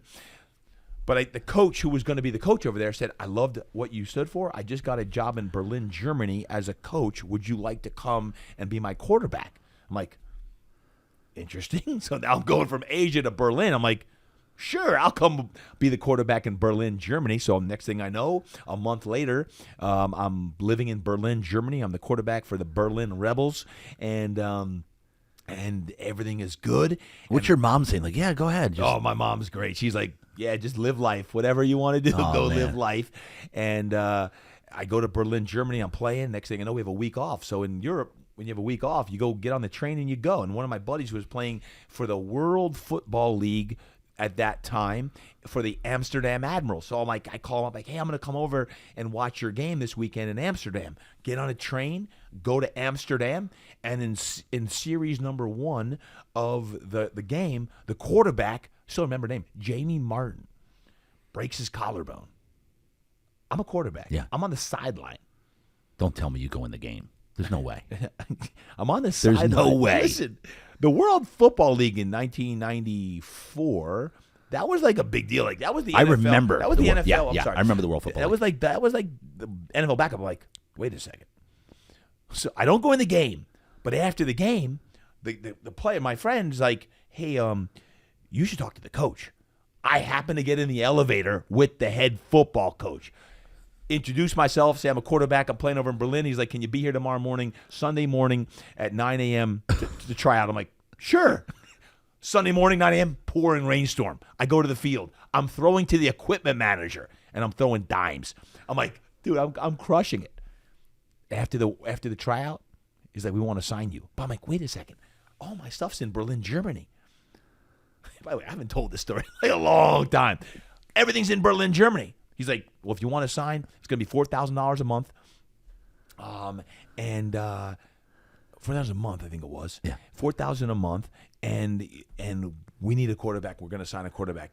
I need to know now. I'm like, I'm in. So I undercover had to go get all my stuff in Berlin, Germany. What'd you tell the Germany coach? That's a good question. No. Well, the Germany coach, he understood because he was an American guy because he was like 100%. That's one step closer to the NFL. If that's your dream, you got to go. Oh, that's great. The owner wasn't so happy because I'm one of the 5 U.S. football players, and he now has to go get another American quarterback, right? So he wasn't too happy about the situation, but I had to do it. No way. So next thing I know, I'm playing for the Amsterdam Admirals next week, and there was only like 4 weeks left in the season. And next thing I know, we're in the World Football, the World Bowl. It's called the World Bowl. Okay, hold on. It's the Super Bowl. All right, hold on. Don't jump ahead to the Super Bowl. Yeah. You jumped 4 games ahead on me? Nothing happened. I wasn't even playing. I was the backup. You weren't playing. I was Okay. the backup. Okay, you're backup. I Okay, was the okay, backup. okay. So I'm backing up. Okay. I'm backing up, not playing. Right. But I'm one step closer. Right. I'm throwing in practice against all the DBs who are NFL third stringers and everything else. And lo and behold, we get to the World Bowl and we lose the World Bowl, but we're out, we're home. Yeah. They're like, you automatically get a contract for next year. I'm like, sweet. All right, so I'm gonna actually come back here and for the play whole season. The whole season. I'll prepare for this, and I got my plans all in place. So that was it. I go home. I go to massage therapy school because I had 6 months off. Back in the States. Back in the States, in Atlanta, Georgia. I'm like, No I'm way. yeah, 6 months off. I already had my degree in kinesiology. Why Georgia? I'll tell you. All right. Because I had my degree in kinesiology. I had my personal training certification. I had my strength and conditioning certification. And I'm like, well, I got 6 months off. Instead of just training, I'm going to go to massage school because my sister, my oldest sister of 5, Patty, she was a massage therapist at that point and she still is, for 38 years. Now, she's like, hey, you should go to massage school because when you go to grad school someday, you can pay your way through grad school with massage. That's true, yeah. And you love health and fitness, so I go to massage school, and because one of her friends was an instructor at the school, at the time it was called Rising Spirit Institute, New Life Institute, massage therapy school. It's no longer there. It was bought up by a franchise, but I go to school there. Love it. I love it. I'm like, I love That's why you school. went to Georgia. Yeah, I went there. I went to Because Georgia. her friend was the teacher, one of the teachers, and I loved the massage school. It's like everything you learned in kindergarten, everyone should go to massage school. It was great. Not only you getting massage practically every day, you're learning a great art and a trade. I already have my degree in kinesiology, so I knew the body, and I'm learning the yin side of healing. And in November, as that program's wrapping up, I'm getting ready to go back. I get this call, Thanksgiving week, 1994, and they say, hey, this is Jacques Dussault. I'm a football coach, and I just got a job in Cannes, France, and we'd like to offer you a position as the quarterback for the Cannes Iron Masks. I'm like, never heard of them. Never heard of them. He's like, have you heard of the French Riviera? I said, no. What's that? He goes, you need to know what the French Riviera is because it's the team in the French Riviera. Yeah. So I do my due diligence. I look at the French Riviera. I'm like, oh my God. I'm like, well, I'm going back to the World Football League. They pay $4,000 a month. He's like, the team is owned by the city. We'll pay you $4,000 a month. We'll get you a condo. We'll get you a car. You'll be all set up. You'll be the guy. I'm like, Wait, tell me more. Like, tell me more. He's like, tells me everything I need to know. Next thing I know, I'm the Can Iron Mask football quarterback. I'm like, this is amazing. Okay, so hold on. Yeah. Was it a tough decision? Because the World League, right, isn't it? But you weren't going to start, right? I wasn't going to start. And at that point, I'm like, man, they have practice 3 days a week. I can go over there. I could start a business. I could do whatever I want. And you're the guy. When you're one of the quarterbacks, and I'm getting paid pretty well as a 24-year-old single guy living in the French Riviera. Back then. Solid money. I'm living in the French Riviera. Condo, car. Condo, car. My buddies are all in Wall Street making big money, and here I am playing football, for $4,000 a month. But I was like, I gotta take advantage of this. I'm like, I'm giving up the dream to play in the NFL, most likely. Right. But I'm gonna go see every city in Europe. I'm gonna explore Europe. So what felt right about it? Tell me this. I don't know. It had to be it was a gut thing. It was a gut. Yeah, it was a gut thing, and I learned that one of my lessons is trust your gut. Trust your gut. It was a gut thing that it was bigger than football, and I looked at the French Riviera. I looked at the coaching staff, who those coaches are still coaching today in the CFL. One of them just won the Grey Cup. Danny it's total gut. Good gut. And we're getting back on the gut topic. That's been very, very huge. Crucial. Everything from becoming a kinesiology major as a junior in college all the way to this decision and even today. So next thing I know, I'm living in the French Riviera. I'm like, how did I get here? I'm a block away from the beach. The French Riviera. It's the French Riviera. I didn't even know about what the French Riviera was 3 months ago. Now I'm living in the French Riviera as the quarterback. And when you're the quarterback, you're the American quarterback over there. It's kind of a big deal for them. Yeah. A city-owned team. And I loved it. So it was like, okay, I'm going to stay here for like the next 10 years. I'm like, this is great. I love this place. And then was the next chapter of my life. Oh, gosh. What happened? So week 3 of the season, I'm like, I'm crushing it. I'm like, this is unbelievable. Starting quarterback. You're throwing 4 or 5 touchdowns a game, and you're hoping the younger kids. The team is winning. Team's winning. Oh yeah. Yeah. Like, this is good. Yeah. This is good. And then I hurt my back, and I get hit in a game where I've been hurt a lot. JD, I have 5 concussions. Sprained, strained every ligament, tendon, muscle in my body, and I was in a game, and I got sandwiched by 2 linebackers. As a quarterback, 3rd and 12, pick up the first down, do a hook slide, and as I do a hook slide, 2 backers come in, put their helmet in my back, and all of a sudden I'm like, oh my God, I couldn't move. I couldn't get up, and I'm like, what the heck is that? I couldn't feel my legs, and I'm like, what? The trainers come on the field, like, what's going on? I can't feel my legs. I can't feel my body. It's kind of everything is numb, and I didn't really know what was going on. I never experienced anything like that. They stretchered me off the field. I'm like, what the heck is going on here? I can't feel anything. And they take me to the hospital, and the doctor in French, I'll never forget, as I'm lying on the field the first time, I'm looking up at the clouds, 2 clouds over to the left. I'm like, I've never experienced anything like this. What the heck's going on? And an hour later, the doctor in French is like, "Do you have a back problem? Do you have 3 herniated discs, spinal stenosis, and degenerative back disease? Your football career is over." I'm like, excuse me? Excuse me? He said, your football career is over. In very broken English. And I didn't really hear what he had to say because I'm trying to process. I'm 25 years old at this point. I'm hearing what he's having to say, like, your football career is over. I'm like, from 5 to 25, I was an athlete. What are you talking about? Football career over? Like, I got hurt. I'm good. I'll be back. And that was it. Wow. That was it. Holy cow. And I laid there. They told me I needed surgery. And I'm like, I can't do surgery in France. I don't have family here. I don't know the language. I'm at a high of highs. And now I get back injury at 25. My football career is over. Like, what do I do next? And how do I even get home? I can't even sit up. So for the next 3 months, I was in the French Riviera rehabbing because I couldn't sit up.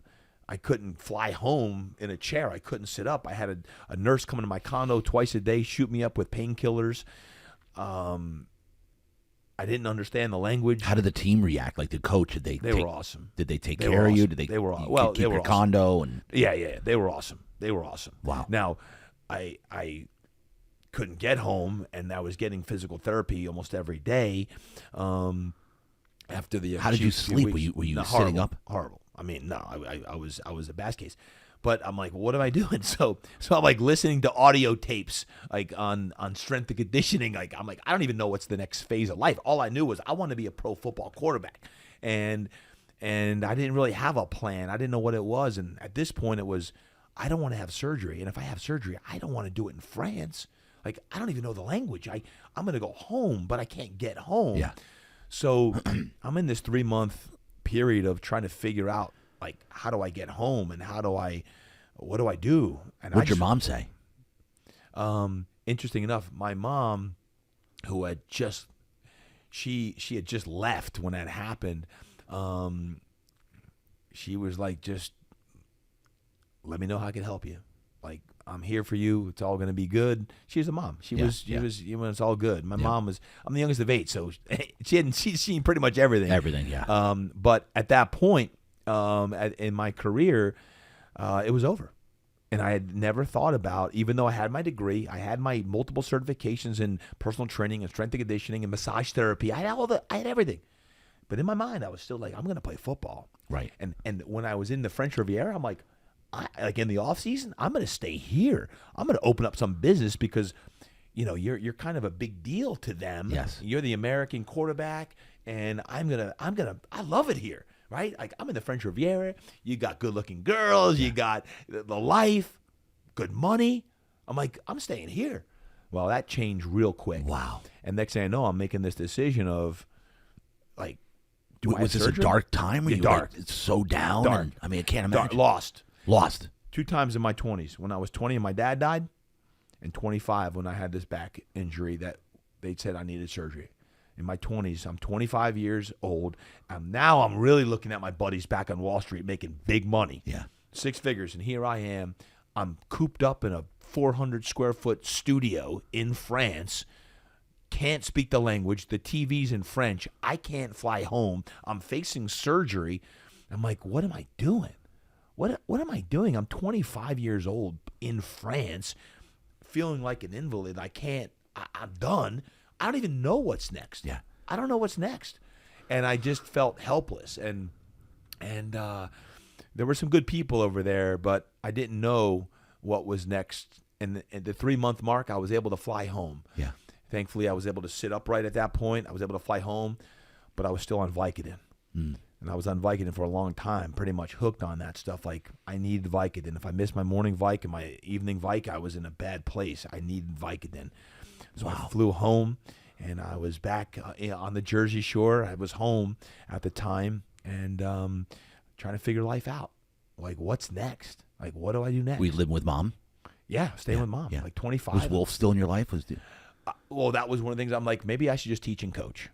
And what was Coach saying to you? Like was he talking to you when you were over there? Like, no, because again, no cell phones, Yeah, no Zoom. Yeah, there was nothing. There was nothing. Like, no, Nothing. There wasn't even email. Right? Like, that's right. No email. No. So no, I was kind of by myself and Wow. trying to figure things out. You forget about that, but you're trying to figure it out and letters and things like that. But God, it seemed so ancient ago. But at the same time, it wasn't. It was just I was a younger guy. Yeah. And trying to figure it out. Like, what's the next step? And when I got back to Jersey, there was a job waiting if I wanted. I had also been offered a teaching coaching job up in North Jersey if I wanted. But again, Where was that one at? Morristown, New Jersey. Good God, that's But where I grew up. Something was telling me, don't settle yet. Don't settle yet. Because if I took in a job teaching coaching, I probably would still be teaching and coaching now. Nothing wrong with that. Right. Love it. Right. Love it. Right. But I still was feeling like I'm not done yet. Like, I don't know what it was, but I don't want to settle yet. I'm not ready. Even though everything around me was like, get a job, get money. Yeah. Something inside of me was like, no, not yet. Not yet. And so what was the next move? I'm at my sister's day spa. She's a therapist. I'm sitting there In rehabbing Jersey. my back on the Jersey Shore, Bayhead, New Jersey. Bayhead. And And I run into this woman, and her name is Jenna King. And Jenna says, hey, I understand you were an athlete. I said, no. I am an athlete. I am an athlete. 25. You were an athlete. You were an athlete. You were a footballer. No, I am. I'm still in my mind like I still am a football player. I'm rehabbing my back. She goes, my husband has a bad back, and he was an athlete. Could you help him? I'm like, absolutely. I could help him. I'd love to help him. He's like, do you do in-home training? I'm like, sure. I didn't have a job. Yeah. Right? I'm rehabbing. I just got home from France, and I told her that. She goes, good. Can you come up and help him out tomorrow at 9 o'clock in the morning? It's up at 1 Mount Street. I'm like, wait, 1 Mount Street? That's that mansion on the beach. Yeah. That's that huge house. That's 1 Mount Street. Yeah, I could help you. I go to 1 Mount Street. Everyone knows 1 Mount Street. 1 Mount Street, that's Michael King's house. Michael King puts off the big 4th of July Gucci Brother fireworks. Michael King? That's Jenna King. I show up Michael King. Michael King. So she met you at the spa? She was getting body work from my sister, Patty. It happened to be the same timing. I'm there hanging out in the front porch, meet her. She's like, my husband has got a bad back, former athlete. He would love to meet you. I go there, and I'm like, tell him the story. I can help him out. Well, I knew that Michael King produced Wheel of Fortune, Jeopardy, and Oprah. He was the producer of Oprah Winfrey. Yeah. So I'm like, interesting. Michael and I hit it off. And he's like, so what's the next step for you after all this? I'm like, well, I just lined up. I think I'm going to go to Auburn for grad school. I just signed yesterday. I'm going to go to grad school at Auburn University. I always want to get my master's degree. And I got a couple months. It's now May or June here. And I'm going to go in September to Auburn to get my graduate degree. And I actually got a GA job. I'm going to coach in the prison. I get 4 o'clock in the morning. I go put the prisoners through a workout. He's like, wait a second. You're going to go to Opelika, Alabama to go to Auburn for grad school, and you're going to work in the prison? I said, yeah, it's going to pay for my way to grad school. He's like, I got a better opportunity for you. He tells me the opportunity to come out to Malibu where they really live. They were just in a summer home. Come out to Malibu and train all of the celebrities.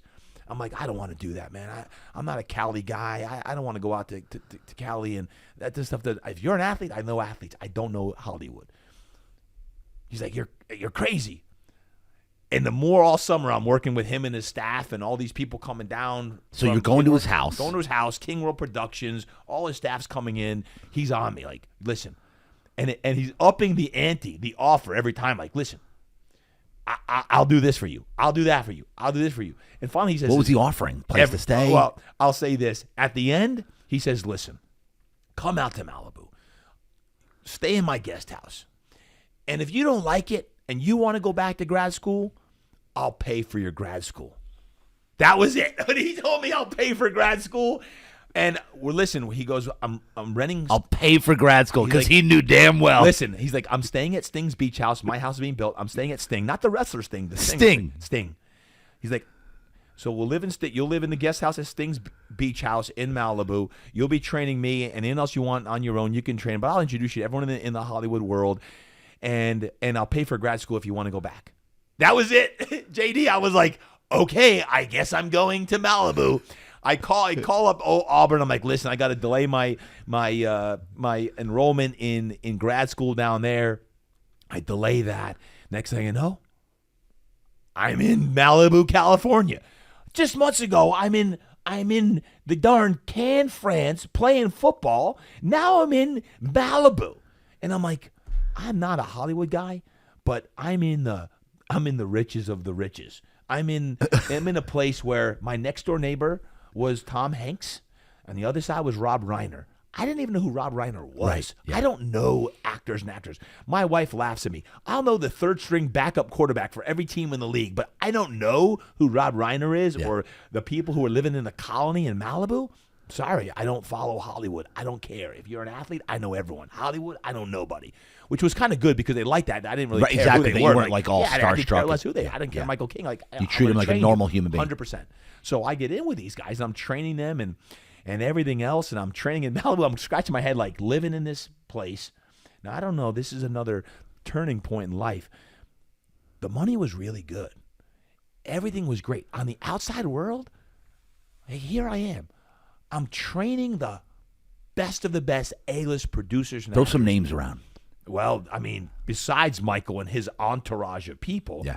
I'm with Tom Hanks. I'm with these guys. Didn't train Tom, but I'm next door neighbors with these guys. Yeah. And then what happens is this: I wasn't like I didn't like it there. I don't like Hollywood. I just don't get off on that world of.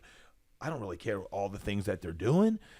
I love sports, so deep down, I'm like, this isn't my future. Like I'm not gonna go into this and want to stay here forever. So I'm getting good money. My buddies were all like, holy sheesh, you're living in Sting's beach house and all this. And I was. But I knew that's not where I was supposed to be. I was still on Vicodin. I was still in pain with my back. Yeah. Right? Yeah. So my sister, Patty, back in New Jersey, says, hey, there's this guy named Double Lee coming out doing a workshop in Malibu. Dub's in L.A. He's a 70-year-old man who does something called Rolfing, structural integration, and body work. I'm like, what's that? You need to get Rolfed because of your back. I'm like, huh? So I go on, I take it's like advanced body work. I already have a massage therapy background. Yeah. Next thing you know, this guru, Dub Lee, is coming to California where I live, and he's doing a 10-week workshop to teach you how to do Rolfing and structural integration and energy work. She's like, if you do it, I'll fly out every week to do it with you. I'm like, really? I'll do it. So she flies out every week with me to do this 10-week program with a guy named Dub Lee. Dub Lee, fast forward on session 4 of Rolfing, he's in my hips. And he's in my hips and my hip rotators. And you think I cried some on this show? I was crying like a baby on the table. Now here I am, 25 years old, quote, tough guy, athlete, quarterback. Yeah. Weeping like a baby. Not because of pain. I don't even know why I'm crying. He's in my hips. I'm crying. And he's like, he's coughing and spitting. I'm like, what are you coughing for? He's like, you're sick. I'm like, sick? I ain't sick. I'm in pretty good shape other than my back. He's like, no. He goes, you got a lot of toxicity in you. He goes, what kind of medication you taking? I'm like, well, I'm on Vicodin, I'm on this. He goes, all that toxicity from your body is stored in your body. The fascia of your body, the connective tissue of your body stores onto physical, mental, emotional pain. Any drug, any medicine, any food that you've taken that's not good gets stored in your body, and that gets manifested in your body. So the physical pain that you have and you are jacked up, he goes, also, the Vicodin that you have and everything else, the reason I'm coughing is because I can taste it in my mouth because it's coming through your psoas, PSOAS muscle on that. And sessions 4, 5, and 6, I got so sick, like I felt like I had the flu. So after he gets done with me in session 4, I can't go back for session 5. I'm like, I call him up. I'm like, Dub, I can't come back. I'm sick as a dog. I got the flu. He says, no, dodo bird. Get your tail back up here. You don't have the flu. That's called your detoxing. Like, detoxing from what? He goes, you told me you were on Vicodin, right? He goes, I'm detoxing you right now. Everything that you're puking out, that's detoxing everything in your system. Wow. Get your butt back here for session 5 and session 6. I go back. He's on my hip rotators. He's on my psoas. He's doing these things like I wanted to punch him in the face. It hurt so bad. In a different way, not physically. Yeah. I was almost going back to the football field and experiencing the pain, the emotional pain, the physical pain of back into the end of my career. Now he's bringing it out through this. He's like, you got to get it out of your system because if you don't get it out of your system, it's going to manifest as something that you don't want. I'm like, this guy is brilliant. Wow. This guy became a guru and a mentor to me for the next several years as he taught me body work, advanced body work. That's the reason why I was in Malibu. Not to train with Michael King and all these people. Right. It was to learn from this guru who taught me all that he taught me, not only those 10 weeks, but future forward. And I learned for 3, 4, 5 years. I've never taken a Vicodin since that time. Wow. Fast forward, I start doing that work. Now I'm a trainer and I'm a body worker. Not just a massage therapist, a body worker doing this. And your sister, we got to give mad props to Sis. My sister. She's the one who said, hey. Right? That's right. Yeah. Yeah. yeah. Oh, that's amazing. My sister Patty's, she's interesting. She's my oldest sister of 5, and she's been kind of a career guru to me in the sense of she's tapped into a different side of the brain. I'm very much logical left brain. She's very creative and yin, and tap into the yin and tap into the energy side. So having 5 sisters helps with that. Yeah. Having a sister like Patty who's in that field, really studying. Here go the tissues again. Yeah.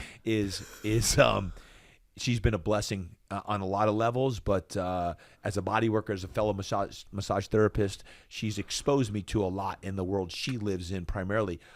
But why is that important is because for the next decade, my whole career, people think of me now as a coach and trainer, and I am. Right. I spent the majority of my time early on, not just training, but doing body work. Wow. And helping people who are in pain. Interesting enough, and I'll come back to that, but when I started my business, the way I got into working with these athletes wasn't through training. It was through body work. Through body work. That's how I got into it. Because Dub Lee taught me advanced body work with Rolfing and structural integration and energy work, truly doing energy work and learning how to sit zazen for an hour when I couldn't sit for 2 minutes on that. Without pain. Without pain. Like pain. He gets me off the Vicodin. He teaches me a whole different way to practice and approach people. And from 1996 to 1999, before I opened my business, it was all of this exploration. My whole 20s were about learning and learning. So I spent my entire 20s from playing football, then this back injury, to going to work with Michael King, to living in 13 cities in less than 3 years, to basically learn from gurus like the Dub Lees. I'm like, I got to immerse in this. So where'd you go from Malibu when you were San Diego? That's when I moved to San Diego, because I've been all over the place from France on. So Malibu, tell me when you said Mr. King, you don't have to pay for my grad school because now I'm going a different route. Well, that's what I said. I said, hey, I'm going to be leaving. He goes, okay, I told you in the beginning that I'll pay for grad school, and I'll pay for grad school. I said, I don't want you to pay for grad school. I want to pay for grad school myself. So I did. I paid grad school myself. I had a teaching assistantship through weight training and racquetball. Michael King said this: whenever you have the opportunity, when someone's working for you and they have an opportunity to go forward in life and take a big step forward, you make sure you bless them. And he taught me that, and he gave me his blessing and said, this is the right move for you. I don't want to hold you back. I'm here for you. Any way I can help you, in any way, you let me know. But I said, I don't want your money. Because as a trainer and coach then, in some ways, I felt in some ways like you're almost like, I wasn't able to step into my full role as a trainer and coach when I was in Malibu. In some ways, with the people I worked with up there, you're like, hey, this is my trainer. Yeah. I was like, I'm not an elbow piece for some of these people. Right. I want to help people get people's lives better. Just I'm some not trainer. I'm some not trainer. that that's a bad thing. No, it's not a bad thing. But it was like they didn't really want to immerse at the level. It was like, hey, I'm going to do my training session with my trainer. It was almost like a status symbol. Yeah. I hated that. I was like, no, I want to. You want to dig in. You want to dig in. So, and not Michael, because Michael was awesome, but the people I was working with. So I knew that it was time to go to the next level. So I moved down to San Diego and went to grad school. And in grad school, it was for... What made you move to San Diego? My beat-up old... You ask good questions. I do. My beat-up old Volvo, 1987 Volvo with the velour hanging down, would have never made it back across the country. It was a piece of garbage. So... What do you say, velour? What did you say? It was like velour at the top of the car, like velour. So I'm like, this thing is a piece of garbage, and I'll never make it across the country in this thing. So if I can go park myself just south of here in San Diego, because I had been previously dating a gal in San Diego, so I had known San Diego. Got it. And I was like, hey, I called up San Diego State University grad school and said, hey, do you have any graduate teaching assistantships available in January? They said, we actually just got a call yesterday that our GTA for weight training and racquetball isn't coming back. Can you teach weight training and racquetball? I said, absolutely. I'd never played racquetball. I didn't know anything about racquetball. I know a little bit, but I'm like, absolutely. Sure. Like, well, if you can do that, and you say you had this background, you come from William & Mary, and you do this, absolutely. A week later, I'm in San Diego. I'm in grad school, and things don't happen by mistakes. day one, I meet my future wife. The first day of grad school. Yeah. How did that go? Talk to me. Well, she's teaching step aerobics, and I'm like, who's that? Yeah. I'm like, check it out. I'm like, that girl's got some good calves. so I'm hitting on the aerobics instructor, right? I'm hitting on the aerobics instructor, and we were friends at first because we're both GTAs, graduate teaching assistants, and we were friends for 9 months. But you were immediately attracted. Yeah. Did you immediately so you weren't allowed to date, right? Was that the rules? Well, I had a girlfriend at the time. Oh, okay. So there we go. I wasn't allowed to date because I had a girlfriend. Copy. Right? And it was just friends. But there was definitely an attraction there. Yeah. And to the calves. It was the calves. It was the calves that got me. But no, I'm teaching racquetball. I'm teaching weight training. We're going to school. We're studying together. And then I had broken up with my girlfriend. And next thing you know, that was it. That was the start of. So what'd you say? Hey, I broke up with my girl, so let's go. Give me the move. It was like, What hey, was we the got a first big move? biomechanics test coming up. We got to study together, and That was the move? That was the move. Biomechanics. I think it was the biomechanics big exam we had to study for, and the big move, biomechanics. Let's study the biomechanics. You had her at biomechanics. You're right. And interesting. She's like, sure. And interesting enough, we started dating. And when we finished grad school, we were dating throughout grad school. Another big, I would call them fork in the road moments, was I love San Diego, but I wasn't sold and I was staying in San Diego.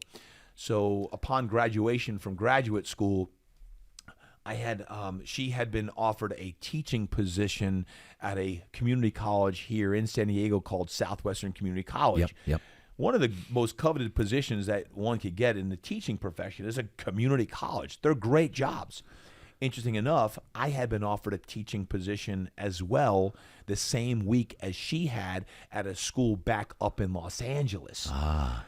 So I get this full-time strength and conditioning position at a college. It's the first ever full-time tenure track position in a college in California. Tenure track. You can't lose your job unless you really screw up. Yeah. And I was at a really big fork in the road moment. She gets offered the job. I get offered the job. People don't turn those jobs down. Right. But I knew if she was going to be the one after a year and a half of dating her, that if I get this job, I don't want to go back into another long distance relationship. Right. No. Right. And I did a lot of soul searching, and I was like, man, what am I going to do? And do I want to? I mean. Finally, I can have a career, tenure track. You got a salary, and I'm coaching, and life is good, and I can get a condo and buy something, and all this stuff. And I turned it down, and they were shocked. They were shocked that they're like, wait, you're turning it down? People don't do that. You need a day to think about this. Like, you're our number one guy. We had 10 finalists. We're offering you the position. I don't need another day. I'm not going to take it. I still remember telling her we're going over the Coronado Bay Bridge. I'm like, hey, listen, I need to talk to you about the job. And I told you I was going to tell you today whether I'm taking it or not. And she's nervous as heck. She's like, oh man, this is not good. And I said, listen, I'm not taking the job. I'm staying here. So she knew what that meant. But, wow. But was it an emotional? It was moment? Emotional because here's the thing. I know this. I don't have a job. Right. I finished grad school. I don't have a job now. So I had a great job offer. I turned it down. She's got a job, but what am I doing? 6 months of, JD, when I say I'm lost again, I'm lost again. I just got offered a great job, good salary, but now for 6 months, like, what am I doing? I'm going to go train a little bit, do massage therapy, do my body work. I got all these jack of all trades, but I'm not really having one role. And for 6 months, I'm kind of like... This is right around 30 years old, 29, 30. Very good, 29 years old. Yep. I'm 29 years old. I'm lost. I'm like, oh, my buddies are now making real good money. I don't even have a job. I have all these certifications. I have all this background in training and healing and a different mindset. I don't have a job. And someone says, hey, can you do this health fair up in Scripps Ranch? There's a health fair. Can you do some massage therapy, a seated massage? I'm like, sure. I'm at the health fair. At the end of the health fair, some woman says, hey, do you know anywhere around here that does Pilates? I'm like, I don't even know where I'm at. I'm in Scripps Ranch. Like, I'm in grad school. I just finished grad school. I'm living down there. I'm like, I have no idea. I'm sorry about that. I go drive around after that, and I find the shopping center that has a vacancy, and I'm like, I look in the window, and I'm like, whoa. There's these times in life, I think there's divine moments, but I looked in the window, and I saw my vision. Second floor, vacant, and I saw people. My sister Patty told me this. Visualize what you want. And I saw people in that place, in this training studio that had training and massage therapy. Training and massage therapy. My background, training and massage therapy. I couldn't call because cell phones didn't exist, but I took the phone number down. I went home. I called the landlord and told him I'm interested. He said, "What do you do?" Wait, you're going to open up a place that doesn't offer memberships and you're going to do one-on-one training? That doesn't what do you do? Are you like a physical therapist? I'm like, yeah, I'm like a physical therapist. Because studios didn't exist in 1999. Right. You didn't have places that opened up that did training and massage therapy, and you don't have a membership. So he thought I was a physical therapist, basically. And they accepted my proposal. I needed 3 months rent-free because I didn't have money coming in. I was 6 months. I was like, I don't know what I'm doing. I'm like here and there, just paying the bills, but 3 months rent-free to make it. No clients, no money, no business plan. Let's open a business. Highly recommend not doing that. I have carpet on the floor. Don't start a business. Don't start a business. This is 1999, right? So you can do it then, kind of, but I didn't have a business plan, no clients, no money. Where did you get the money to? Because you got to give them something to move in. They can give you the first 3 months, but you still got to put like a security deposit down, right? Yeah, you're going to laugh. Tell me about this. I mean, the only way I had money besides credit cards, and I ran up some credit cards, was I had a $5,000 loan. My girlfriend's, at the time, future wife, Melanie's uncle and aunt had given me a $5,000 loan and said, here's $5,000. If you can pay us back in 2 years, no interest, pay us back in 2 years, that would be great. It's the only money I had like to my name at that time other than credit cards. Right. So I'm like, I'm going for it. I'm going to risk this thing. And I was able to, on all my equipment, it was all lease, like lease. All leased. All lease credit card with 3 months. I had 3 months to make it or break it. And if I break it, I'm in That's trouble. it. So at first, I opened the shop. It opens January 1st, 2000. That was, if you remember, that was like Y2K. Like, is the world going to crash? I'm like, I'm going to open a business. Fortunately, the world didn't crash. And I opened this business, 3 months rent-free. But in the beginning, I had no clients. I'm in great shape. I'm like working out 4 hours a day. I'm like, this is great. I got my own gym. Yeah. And I'm like, wait a second. The purpose of having a business isn't so I can work out all day long and feel great and look great. I need clients in here. So after about 6 weeks, I'm like, I gotta get to work and get some people in here. And sure enough, I had a woman come in, Donna Dickinson. She's still a client today. Wow. She hobbles in and she's like, I'd like to get some help. And that was the start of Fitness Quest 10. So hold on. Was there a name? Did you have a name on the side? Fitness Quest 10. You started it as Fitness Quest 10. I did. Tell me about the name. How'd you come up with the name? Around a card table in the fall of 1999 with my wife now, Melanie, and two friends of having 99 different names. Do I include Todd Durkin in the name? Do I not include my name in the name? And if there's a Fitness Quest, the 10 represents, I'm the youngest of 8 kids. Mom and Dad make 10. I was always athletically number 10.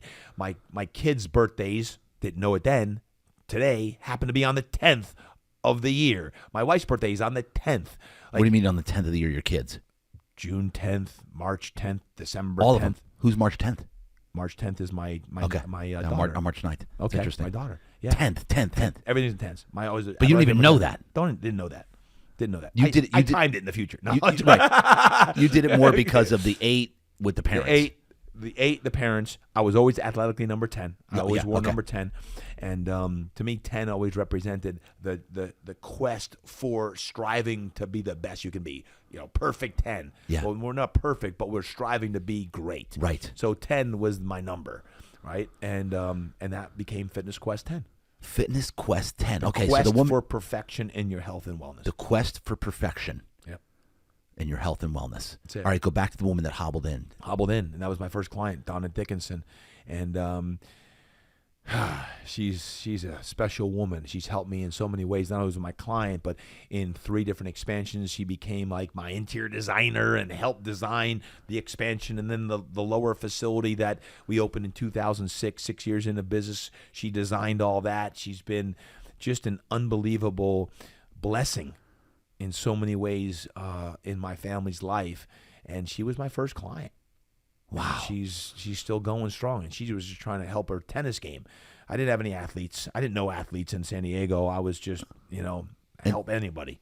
And then how did more people find you? What did you get Word of out mouth. Donna Dickinson, tennis player, talked to people when they were hurt coming in. I attracted a lot of people with back pain. That's Because- my background. Yeah. Back pain. Got back pain? Go see Todd. So I'm doing a lot of body work. I got my next thing you know, 6 months into it, I'm getting pretty busy. 9 months in, my schedule's packed. I'm now doing 40, 45, 50 sessions a week. I'm like, wait a second, this is quote good. Yeah. I could pay the bills. Tell me how it evolved. It was going. I hire Brett Klicka, one of my first trainers. We have training. We have massage therapy. Those were the 2 core parts of practice. But I also had Pilates because my wife Melanie, Yep. who was teaching at Southwestern College, she moonlighted as a Pilates instructor and yoga instructor. So I had Pilates and yoga, and that's what we did, and that was the essence in the beginning. And we just started hiring people, and 2 years into it, Did she keep her job, or did she come with you? Okay. no, she kept her job. Yeah, She still yeah. has her job. Okay, she's wow. about to retire. She's got in a few years. She's Wow. a full time almost 25 years of teaching at Southwestern College. Wow. She can, she's been there for a long time, which I always love because I fired her from Fitness Quest. I'm only joking. I like to joke that I fired her. She's like, I quit. You didn't fire me, but she's very involved in For the Fitness record. but she's always been involved with everything I do, and that was all the start of what was to be special. And she always had just a beautiful, great heart for the business, but respected, my passion for that. And she would help out with a lot of the things like I don't have an eye for how things look, and she was great at that. And I don't even care, like, as long as I have people and I can help change lives, that's all I want. And she's like, well, it's got to look good. It's got I didn't care. Yeah. But she always was that on a lot of levels. And there's obviously in a lot of the discussions of being successful, she always gave great insight on all levels. Right. And to this day, not just fitness and, the business, but on everything I'm doing outside of with speaking and coaching and the different groups I lead, she's a huge part of what I do. And so let's keep going with this a little bit here because we want to get Melanie her. Like, would you be where you are now? No. Or who you are No. without Melanie? No. How much has she completed you and made you better? As you get older, you think about that a little bit more. Number one, she's incredible because of the role she does at her job at Southwestern College as a professor in health and fitness. She's teaching health and fitness to college students. So I admire her for the work that she does and has done for close to 25 years now on that. But she's a mom to our 3 kids, and she's kept our home together. Like, if it was me, man, I'd be in a lot of trouble. It'd be disaster. It'd be beyond disaster. Right. Because I think business, man, and I think my kids, but I don't think about all the things she thinks of, and just from a motherly standpoint and what she does with her career. But then on top of that, then she's got all the stuff that I do. She's an incredible sounding board and gives me great insight and wisdom to things I don't always think about on that. And she's challenged me along the ways in making decisions because I want to change the world. I want to change the world. I want to change the world. And we'll make quick, kind of abrupt. Absolutely. And she's been incredible. And I think about, now as we've been married for 23 years now. It's incredible to think about. I've been very, very fortunate to have a wife like Melanie, who's it's special, and she's a special woman. And there's no way that I would achieve anything nearly that I've achieved without someone like her that has been there through thick and thin, through a lot of working 7 days a week, nonstop for years and years and years and years, and working on weekends, and you know how it is. It's just like not everyone's going to deal with that. No, and she gets me for who I am. She respects me for who I am. I do the same for her. But together, I always said this, and we learned this in our marriage and our wedding, is like you think of your marriage like a triangle. You and her, you and your spouse are at the bottom. It's pointing up toward God. If you can always keep God at the center of your marriage or at the top of the marriage, then you're going to keep your relationship. But as soon as you flip it up and it's about you guys, you'll never be happy because you're always thinking about what she's not doing or what she should be doing versus it's about God. Yeah. And if you can keep it focused on up toward God, then your marriage and your relationship is going to be different. And as we get close to being empty nesters within the next year or two, I'm actually excited about the next phase of that life with her, right, and some of the things we're going to be doing, and not only giving back to our Impact Foundation and that, but also just for life and enjoying life, because in a lot of ways I feel like I owe her a lot because she's given me a lot. And especially in the last few years. The last few years have been tough in many ways, but she's a special woman, man. Special woman. Love it, dude. Love the way this is. So what happened? Tough last 3 years. Can you share something? Yeah, the one thing I want to share before I go there is just this. From the start to the finish is people always say, well, how did you start working with pro athletes from Donna Dickinson? My back. Because what happened was I didn't have pro athletes. Yeah. I didn't work with pro athletes. My whole career, the last 20-something years, has been working with a lot of pro athletes. Well, people always, how do you get to pro athletes? Well, let me just tell you real quick is 2 years into business, I'm still working with anyone. It doesn't matter who. I'm working with everyone and anyone. I'm packed. We got the 16 people who were working at Fitness Quest 10, and it's going. It's keep moving going fast. with this. It's growing. And this woman who's doing Pilates, who I didn't know other than her name, Kimberly, she's like, hey, my husband's got a bad back. And I'm like, of course, come bring him in. And in walks this guy, 6'6", 320-pound, big black guy. I'm like, who the heck is this dude? That's Vaughn Parker. Vaughn Parker is the left tackle for the San Diego Chargers. I'm like, wait, you're Kimberly's husband? She never told me that. She's like, yeah. So Vaughn Parker comes in. He's got a bad back. I'm like, oh, shoot, I'm working with Vaughn. This guy's the left tackle, just signed a $20 million deal with the San Diego Chargers. And for those of you who don't know, Chargers of L.A. used to be in San Diego. That's right. So next thing you know, I'm working on Vaughn's back. I'm working on his back, and I'm doing the work that Dub Lee did on me. Yes. The exact same work. I'm working on his psoas. I'm working on his hips. And he's like, oh, my God, I've never had work like this. This is amazing. I need this. My back is, 330 pounds. Wow. And as I'm working on his back, I'm doing this sideline hip rotator release technique, and I'm hearing this splintering. I'm hearing this, weird noise. I'm like, dang, I've never heard a back like this. This is weird. This is crazy. He's like, oh, that's amazing. Keep going. So I'm, dropping my weight into his hip. And as I'm doing it, I'm hearing the splintering get louder and louder. I'm like, what is going on? JD, the table breaks in half. It was the table splintering, not his back. Oh, my God. The table breaks in half. My first pro athlete ever. Broken table. Oh. 20 minutes in. This is my chance to start working with pro athletes. Vaughn's like, this is amazing. This is great. I'm sinking in, and the whole thing freaking collapses. Cracks in half. It doesn't collapse. It breaks. The table. So it didn't actually fall. The table split in half. It didn't collapse. The table split in half. These guys are all laughing over here, laughing at me. But think about this. What do you do? Here he is. I got a $20 million athlete, my first athlete, pro athlete I've ever worked with, lying on the ground. I see the whites of his eyes like, TD, what was that? I'm like, I'm not sure, Vaughn, but let's keep going. Yeah. I'm like, I don't have another table. I don't have a spare table. On the floor. 100%. I had just watched a VHS tape of Thai massage and Esalen massage. I'm like, I'm going to do that because it's all floor-based. Yes. I just watched it. So I take off my shoes. I'm like, Vaughn, let me do something I've been working on. So I take off. I'm walking on Vaughn's 330-pound back. I'm walking all over his glutes and his hips. I got my heel in his piriformis. She's like, oh, this is amazing. I'm like, I just learned this last week. Right? So I'm in his piriformis. I'm in his lower back. And he's like, I've never had this. This is amazing. I'm just trying to flow. I'm sweating like a dog. I'm dying. I finished the session, and I'm like, oh, God, he's going to hate this thing. He's like, TD, that was the most amazing body work I've ever had in my life.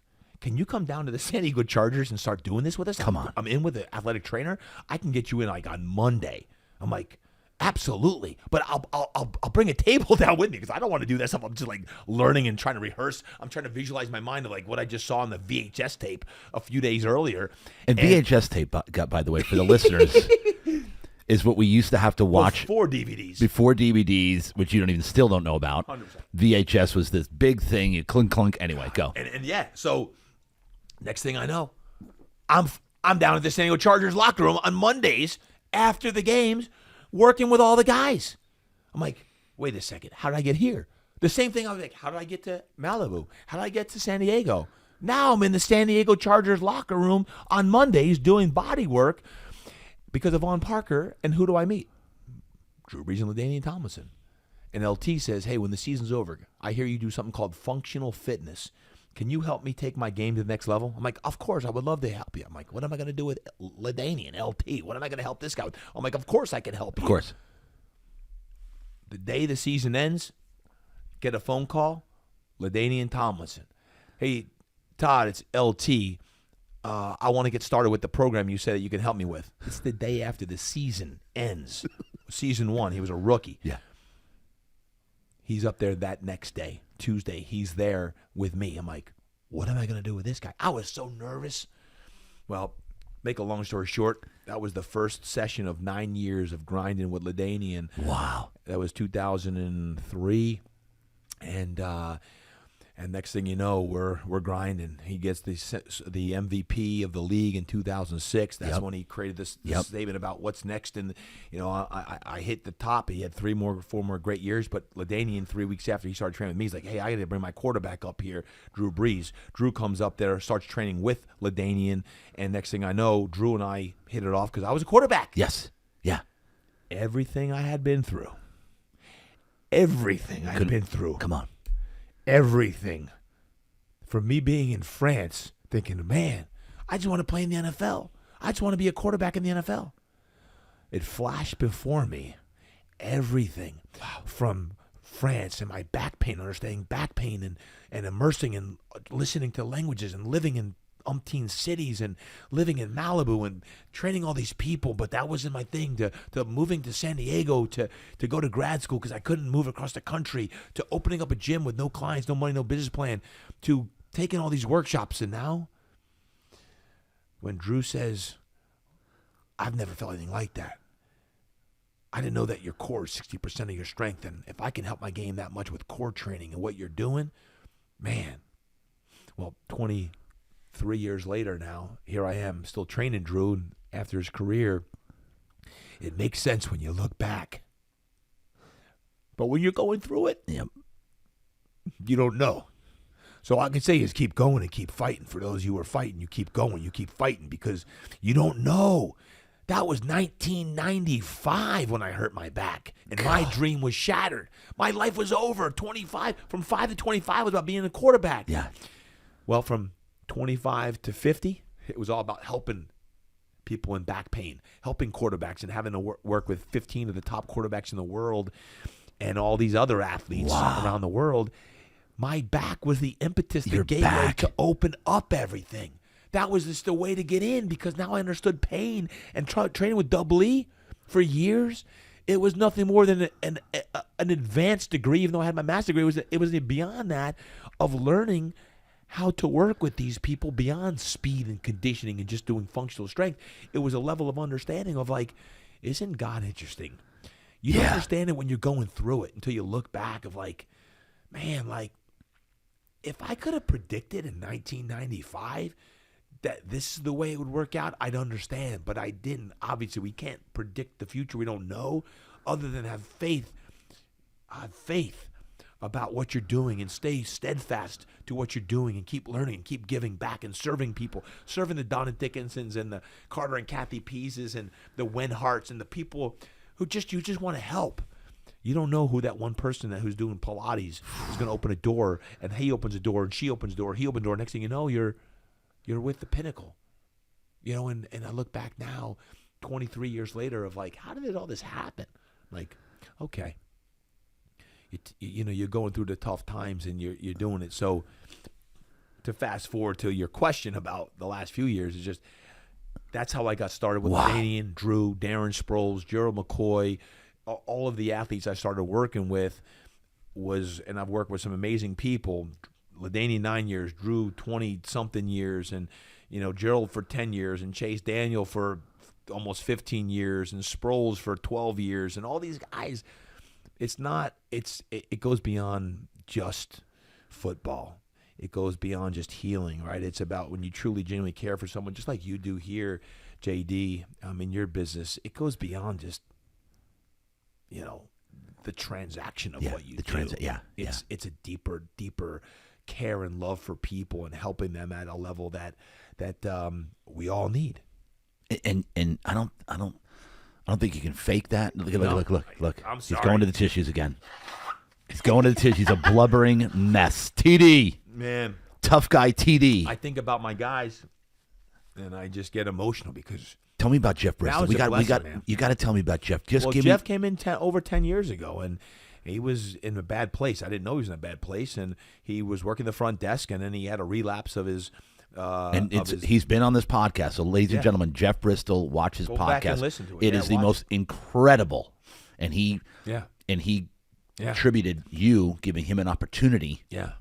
Well, growth in life, but he started as the front desk, and then he relapsed, and most people wouldn't take someone back after they relapse. And I've always been a big believer in second chances, and I took him back, and he became our busiest trainer. We made him a trainer, and then he was so great with people, he became our busiest trainer for years and years and years and years and years. And through my own desire to grow, I made some shifts to make him an assistant GM at Fitness Quest 10 because I was growing the stuff outside of the brick and mortar with coaching and speaking and the keynotes I'm doing. And then he eventually became the GM. And then as the GM for a couple years, then the pandemic hit. And that was a whole different ballgame. Yeah. And I needed to make some shifts in my own life because that was a really, really, really interesting, deep time for everybody. Yeah. But for me, I went into the pandemic burnt out. You did? Oh, yeah, before it. So I went on strong. I was ready for a different challenge. And that's why I went on and left for 3 months and didn't have contact. Team did a great job. And I went into 2019. I'm like, man, I love Fitness Quest 10, but man, there's something else. I don't know what it is. There's a tickle there. And that's how Jeff started just picking up his game and helping and on all levels. And you get people that come into your life at just the right time. And Jeff had been with me for 10 years, but I realized as my vision grew to help impact the world to 10 million people plus, that I couldn't continue to spend 80% of my time at the gym. In the gym doing what I do and go impact 10 million people because I want to speak more. I want to do more of the podcast. I want to do all this. And I couldn't spend 80% of my time at the gym. And my vision was getting bigger and bigger. And I was burning out of all that I was trying to do. And then the pandemic hit. And that was the change of a lot of stuff. That was a change. Wow. Tell me. Pandemic hits, and I went into save the world mode. Save the world. Yeah. I have a mastermind of Fit Pros. Save every gym. I want to save every gym. I want to save my own gym. I want to save every gym. I'm going on a mission. And I was on fire to save it. I went live every single day, 12 noon West Coast, 3 o'clock East Coast. And I'm like, well, they say that this is going to last for 2 or 3 weeks, so I'm going live every day that my gym is closed. 91 days later, I'm still live every single day, and I'm shot. Gyms are closed or trying to take things outside. I'm getting sick and tired of trying to help everyone because I'm just dying, not sleeping, just... Is this what you're talking about with not sleeping? Yeah, part of it. It's the beginning of it. I'm not sleeping. I'm trying to save the world. And people are like, hey, thank you so much for your Good News Network. It's helping me. It's saving me. And I'm saving everyone but me. And I'm drowning. I'm sick and tired of the politics of I should be open. Why am I doing that? People are telling me stay closed, and it's confusing. And I'm just trying to save the world, and I'm on a mission to help people. And the masterminders are all amazing, and I'm trying to save their gyms in this crazy world that we're living in. And my knee is killing me. My back is killing me. Everything's killing me. I'm not sleeping. But I don't want to tell anyone because then Superman dies. Yeah. If I die, well, who's going to breathe life into them? So my knee is killing me. I go to the doctor. I'd already had one knee replacement in 2018. I was only 48 years old. So I go in the doc. He's like, man, you're a bone on bone. You need a knee replacement. So my wife says, hey, if there's ever a time to do it now, man. Yeah. And I'm like, you know what? I'll tell you this, JD, but for me, it was the only way I was going to shut off for a couple of weeks because I couldn't turn off. Yeah. I'm like, I guess I'm going to do it December. So December 2020, I get my second knee replacement, and it was a way that I could kind of shut down and that stuff, because 2020, from that time, all of these things were happening. My book, Get Your Mind Right, came out in June of 2020, 2 weeks after the whole George Floyd thing. Yeah. My book, Get Your Mind Right, comes out. I'm like, there wasn't a worse time in the world than June of 2020. The world is falling apart, and then here comes this book, Get Your Mind Right. I'm like, it's the best timing, it's the worst timing, right? Like, Get Your Mind Right world, right. But at the same time, people aren't reading books and the whole thing. So it was a long year, but I also knew that I needed to make the change with Fitness Quest 10. I needed to make changes and shifts, and Jeff and I were discussing having him come in as a business partner, because if I was going to really try to shift and try to change the world, right, I bring in Jeff in 2021 into the business, but at the same time I'm doing that. 6 weeks after my knee replacement surgery, my back starts killing me. Like 6 weeks after, my back, I'm like, to the point where I'm going for physical therapy for my knee. I'm like, hey, to my buddy Martin, I'm like, can you like work on my back? My back is killing me. He's like, your back? Why is your back killing you? I'm like, I don't know, but it's killing me. Fast forward a few weeks, I'm like, I need to go to the doctor because my back is killing me. Well, oh man, what happens is this.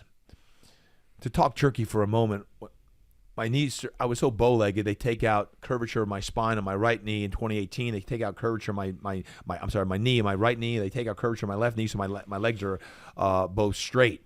So that it makes sense when your ankle, knees, and hips are in alignment. You want everything in alignment. But I was so bow-legged, and the reason I was bow-legged was because I had a curvature of my spine because of my back injury, reversed back to 1995 because I had 300 disc, spinal stenosis, degenerative back disease. My back had a massive curvature in the spine. Right. But we never looked at that. We never went back 25 years and say, hey, do you have any spine issues? No, we didn't. So when we straightened the right knee, we straightened the left knee, something had to give. It was my back. So when I went in and got my x-ray and my MRIs of my back, the x-ray tech said, holy what the I'm like, is everything okay? He's like, yeah, everything's fine. Yeah, because he can't say anything. I knew right then. I get my phone. I run back behind the screen. I snap a picture. I said, is that my back? He's like, that's your back. The doctor will be calling you within 1 hour. The doctor called me within 30 minutes and said, what the heck? He goes, did you serve in Afghanistan? I said, no, doc. I wish I could say I did, but no, I have not. He goes, I gotta be honest with you, I've never seen a back like this in my entire career. I need to get you to a spinal, a back deformity specialist. I'm like, a back deformity specialist? I'm like, what's going on? He tells me what's going on. Next thing I know, I'm at a back deformity specialist.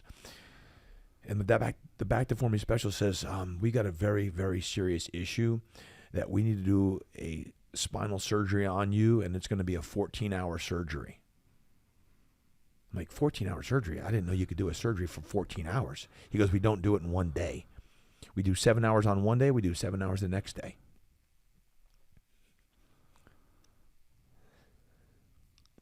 I went out to the car.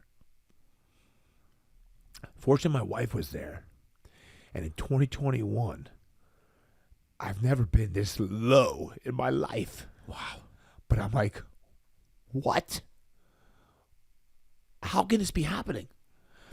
The gyms are closed. I'm trying to save the world. I just have a second knee replacement. And now the doctor's telling me I need a 14-hour surgery. I'll never be the same. And my life is essentially over for me. Like, I can't continue to do what I'm doing. How do I keep going? I don't think I can. And she said to me, my wife Melanie, she said, you know, you've been talking about this 10 million people? I said, yeah. Screw that. I'm going to be helping anybody. She said, no. Maybe this is all God's plan because the 10 million people you've been talking about, maybe this is going to be 100 million people. Maybe it's not just trainers and coaches whose gyms you're trying to change, but maybe through your podcasts and your books and everything you're doing, maybe it's way bigger than that, and you got to trust the plan. And she starts preaching to me about belief and faith, and I'm like, shut up. I don't want to hear it. She was right. And for the next 9 months, I went through hell. Hell. And I don't even care to share all of it, other than I didn't want to tell anyone that I was in such pain. I had back braces on, but I'm trying. And you had the surgery. I'll get there. Oh, jeez. I'm going through this. I don't want to tell anybody. My back's killing me. Did you call Double E? Back brace. Deb was dead at this time.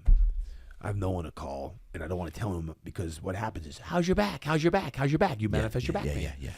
So I'm doing everything. My third round of stem cells with Drew. I'm from stem cells down to nothing, like everything, energy work, body work, osteopathy and physical therapy, everything. And my back's killing me. My son graduated from high school during this time, and in high school and senior year, they go away, and I did not want to do this at all. But I had to do it because he's graduating high school. They take this trip to Mexico. I did not want to go. And I'm in Mexico with my wife and family, with all the other people in the middle of this. And I wake up in the middle of the night in such agonizing pain that I pleaded to my wife to take me to the ER in Mexico, and I needed surgery in Mexico. She's like, we can't get surgery in Mexico. I'm like, I know I can't, but I need it. I'm in such bad pain. I can't deal with the pain anymore. Take me to the ER, please. And I'm in Cabo. In Mexico. Pleaded, take me to the ER. I can't do it anymore. I'm on a tile floor in Mexico. I felt a lot of pain in my life on all levels, going back from 5 to back pain to 25 to JD. I never felt pain like this in my life. And this was the epicenter of the pain that I was like, I don't care what you do to me. I need to get out of pain. At that day, I didn't care if I died. I was in so much pain that I was done. And she's like, we can't go. We can't do it because in Mexico, you can't get surgery in Mexico. She held my head that entire night, and I'm like, bad. And there were multiple things that happened that night that I can't explain, but when you've been broken to the point where I was broken, I gave it all up. I said, God, this is it. I've been obedient. I've been faithful. I've been trustful. I don't know what you want. I don't know what my back is all about, but I'm here. You want me to get surgery? Please get me back to the States. Let me have surgery in the States. But whatever you need me to do, I'll do it. I didn't go to the ER. I didn't go to the hospital. But I took another Vicodin. And I got through that night because I went to the pharmacy and got it because I was in that bad of pain. And that was it. And dang, I haven't lived that. But here's what happened. 9 months of hell in 2021. I brought Jeff in as a partner because I knew I couldn't do it anymore. I knew I was burnt out. Did he know how bad a rough shape you were in? No one knew. No one knew. No one knew. No one knew. No one knew. But my wife. They may know I was back pain, but they didn't know how close I was to just, I'm good. Just whatever happens. And I'm fighting. I'm putting the good fight on. I'm going live and I'm doing things for people. I'm serving, but I didn't want people like, hey, I feel like, how's your back? How's your back? And I don't want to be the back again. I've already lived that 25 years old. I'm like, the back. The sympathy thing. All that. I didn't need that. And 9 months of hell, of soul searching and everything else. I bring Jeff in as a partner.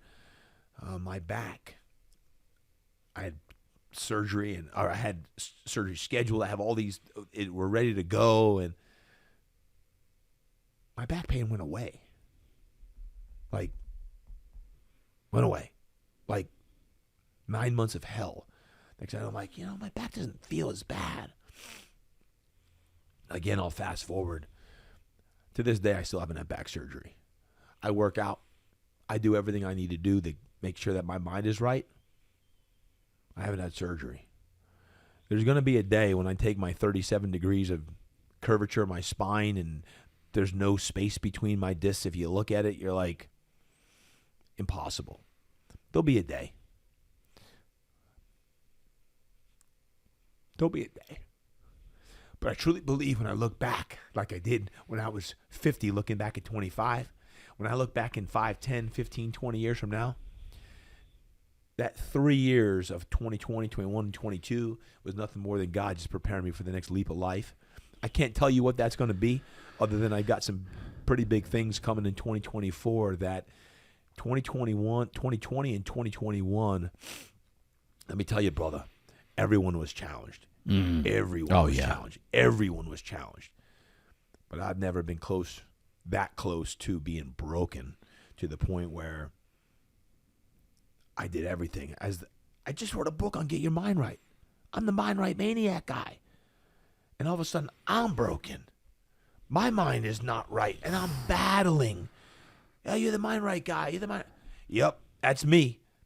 And I was doing every Jedi trick that I knew just to try to win the dang day, of just to kind of get through it. I'm putting myself around the right people and everything else, but no one really knew how bad it was. And then it went away. And then it was gone. And it was like interesting. Like, have you told anybody this? This exact, like this story right here? No. To this day, no one really knows other than your wife. No. I'm in the middle of, when I say big things for 2024. Yeah. I'm writing a book right now. Yep. And I've been waiting to be in the right mindset to write the book, because I journaled throughout the process of how bad it was, including another time I was at I'll call it just a rehabilitation center in Mexico of healing, of going through this. And I wrote some things in my journal that, when my kids see this someday, they'll never know Dad was this bad off. Like, battling. Again, I'm the Mind Right Maniac guy. I got all this success, all this stuff.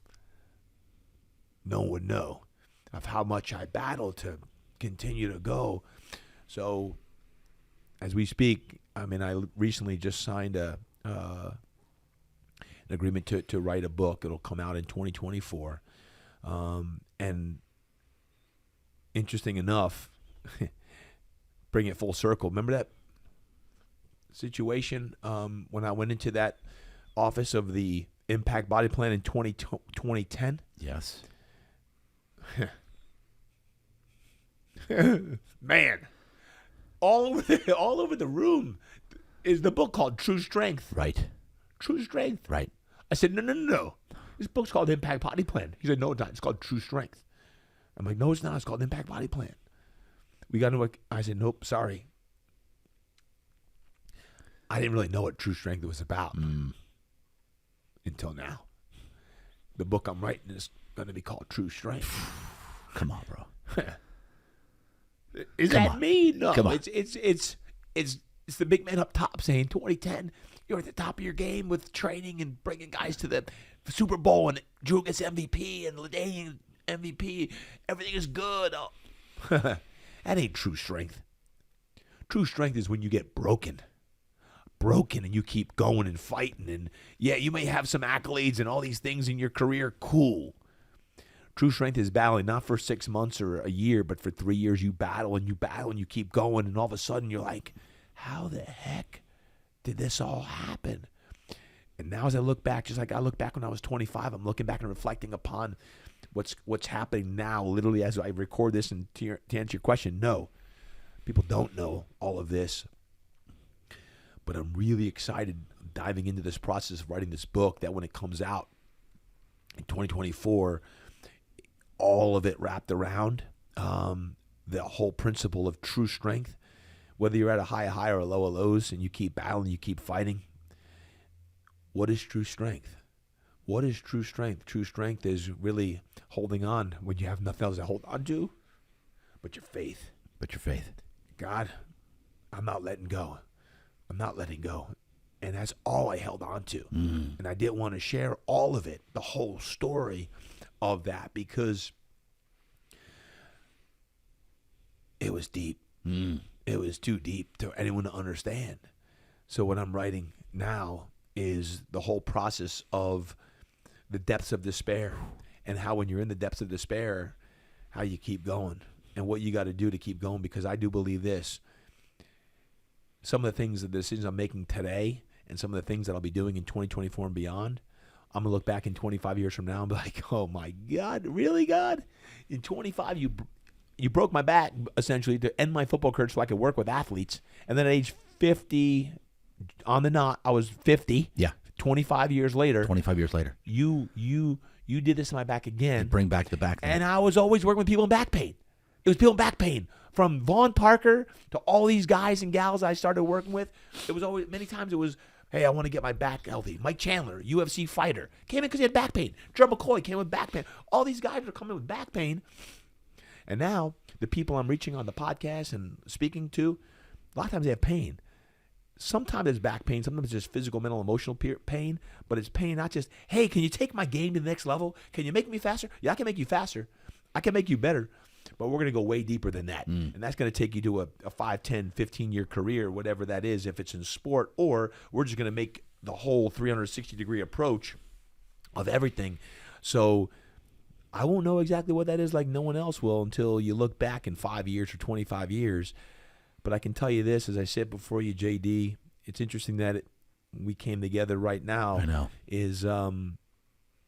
It's interesting. I have so much trust in God and faith that I would have never, ever chosen the route of 2020, 21, and 22 of the physical pain I felt and the path that brought me down. I could have never imagined even, quote, bringing anyone in as a partner or selling my business or any of that, until God challenged me to say, I'm going to break you. And you're going to realize you got one thing. I'm going to break you. You got one thing. And when you put your trust and faith in me and you believe that, buckle up, because we're going to a place you haven't been yet. Come on.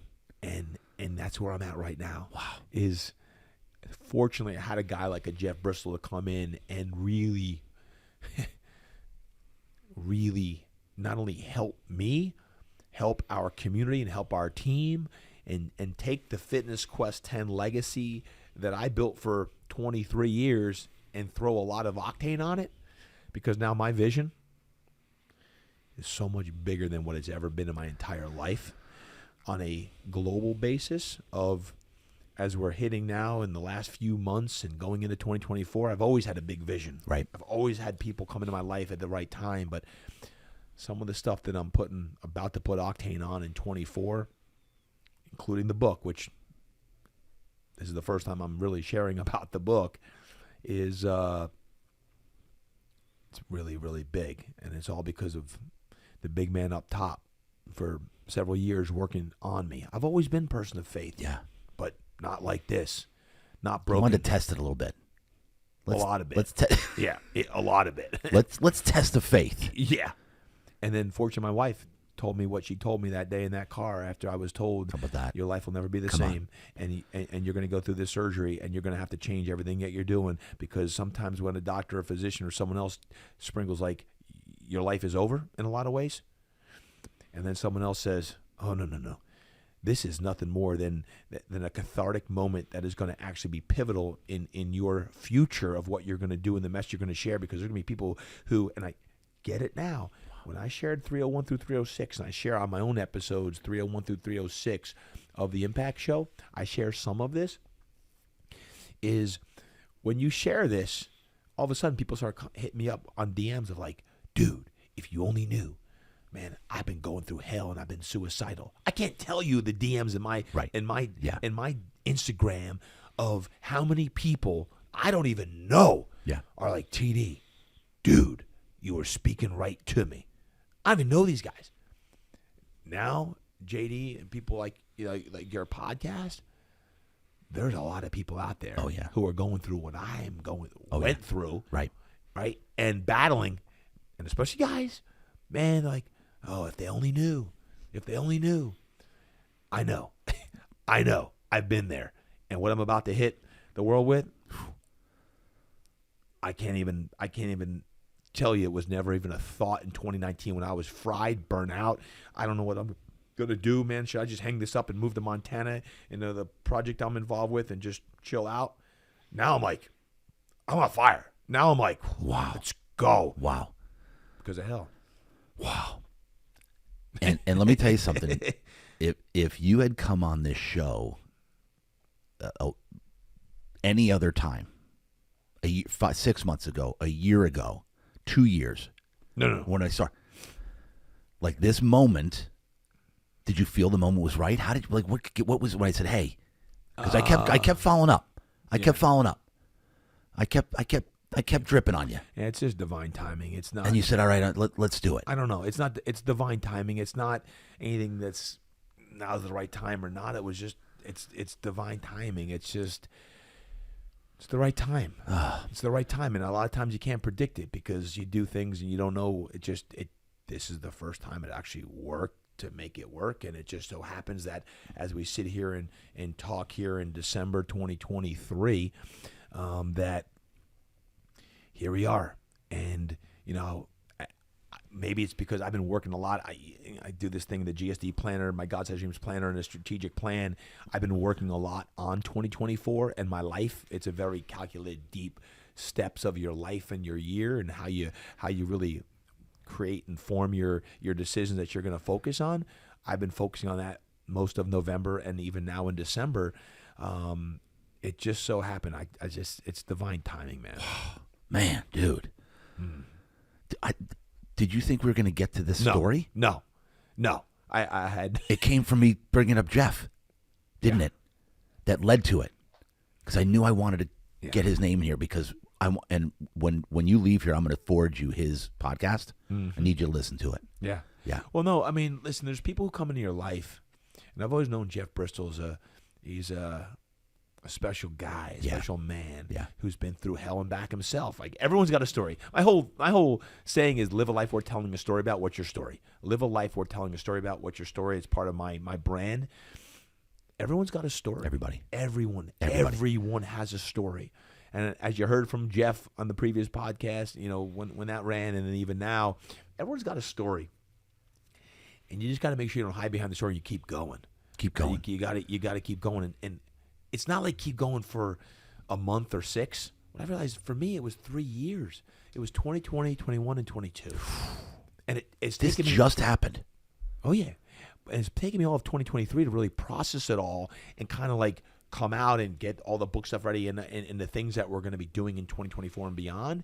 But it was the 3 years of hell. It was 2020 and 1 and 2 were, it's 3 years. 3 years of that. You know, on the outside world, man, TD's got it going on. Yeah. All this success, all these groups. But I'm going to keep creating. I'm going to keep doing. I'm going to keep going. Knowing, even though you're battling, knowing that the best isn't even here yet. When we talked earlier on about, I feel like I'm just getting started. Yeah. JD, that's no joke. No joke. Like, you can say what you want about the past 25 years and the body work and the training and all the athletes. In so many ways, I feel like, man, in 25 years when I look back, it's going to be the second 25 that's going to be legacy. That's going to be like, holy sheesh. It's not just fitness and it's not just like, the gym. It's going to be way bigger than that. And that's a God thing. For sure. It's a thing. Like in history, the men and women, they don't even hit their stride till the 50s. Yep. It's a thing. Yeah. One of the guys I studied during this time was Winston Churchill. I've been doing a lot of reading, and Winston Churchill, I did not know this, but Churchill, he didn't really do his deepest and best work until later in his life. He took off at about almost 10 years of his life in his garden doing work with his hands. Like I would do massage therapy or body work. And he did all this soul searching. And then when he was through all that, he came back and became this incredible leader for England in World War II. It was after almost a 10-year, I'll call it sabbatical. Yeah. In 2018 and 2019, I talked about doing a sabbatical. And I never did it. Yeah. He took almost a 10-year sabbatical to really process life and everything he was going through. And he's a fascinating story. I never knew that. Never knew it. I'm not saying take 10 years off, by the way. Right. No, but no. it's pretty amazing when you look at iconic leaders. Yeah. You don't realize how late And sometimes even long, their off time is before you hit it. And once you hit it, momentum hits. Right. And all of a it's sudden like the snowball. That's it. Up. And then as soon as it starts going down, it's like, whoa. Yeah, and I've always said, hey, listen, before age 50, you seek legitimacy. After age 50, you seek legacy. There's no specific time. And I always said, even when I was in my 30s and 40s, you don't wait to seek legacy until you're 50 plus.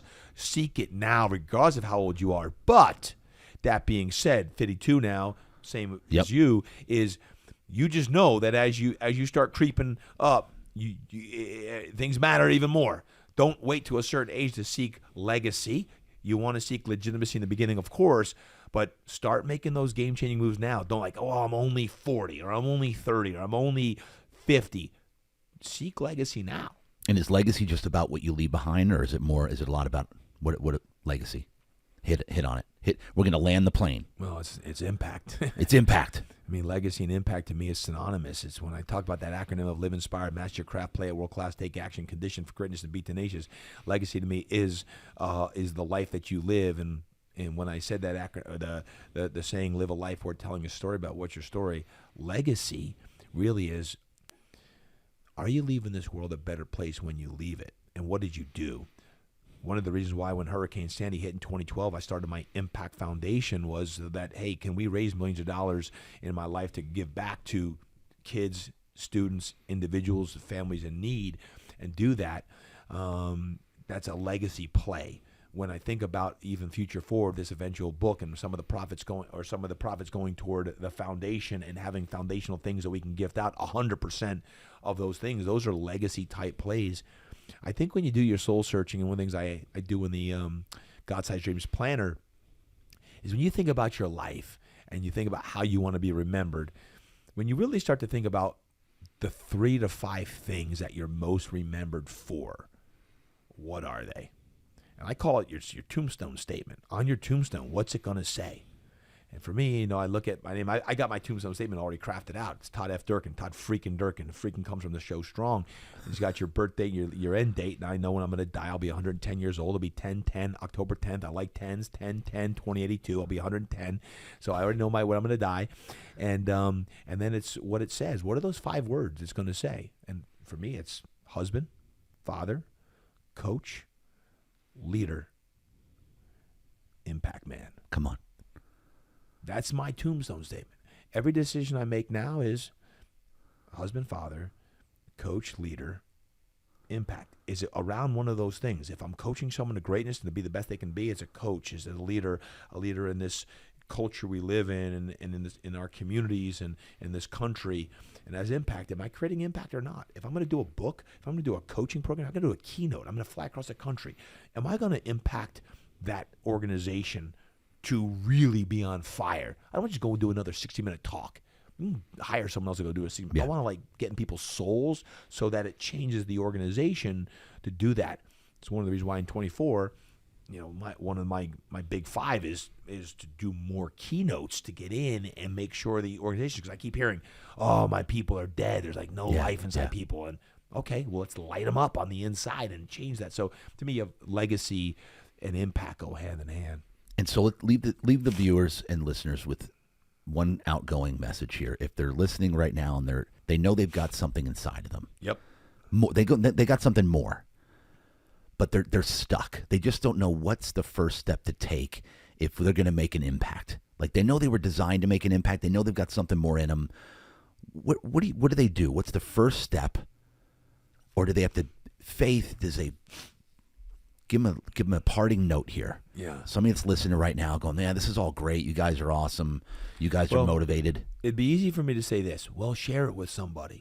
Share it with me. Share it with JD. That's the easy answer. But I also know this. I didn't. I'd be hypocritical if I told you that. Yep. Because I didn't. Because I didn't want to burden anyone, and I didn't want to be that. But know this.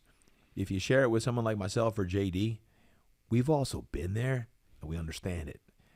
there's not much as you get older you've been through. It's like, man, I've been through a lot of stuff. So I get it, I understand it. I would say this. It comes back to that tile floor in Mexico. It was only one person that was my faith in God. I said, God, I pleaded like, God, man, listen, I can't do it anymore. I can't do it anymore. Whatever you want me to do. You want me to get surgery in Mexico? I'll do it. If you want me to, whatever you want, I would say is this, that one message is, say a prayer of how do you get through this time? And listen, chapter 9 of my Get Your Mind Right book, I talk about tap into the whispers.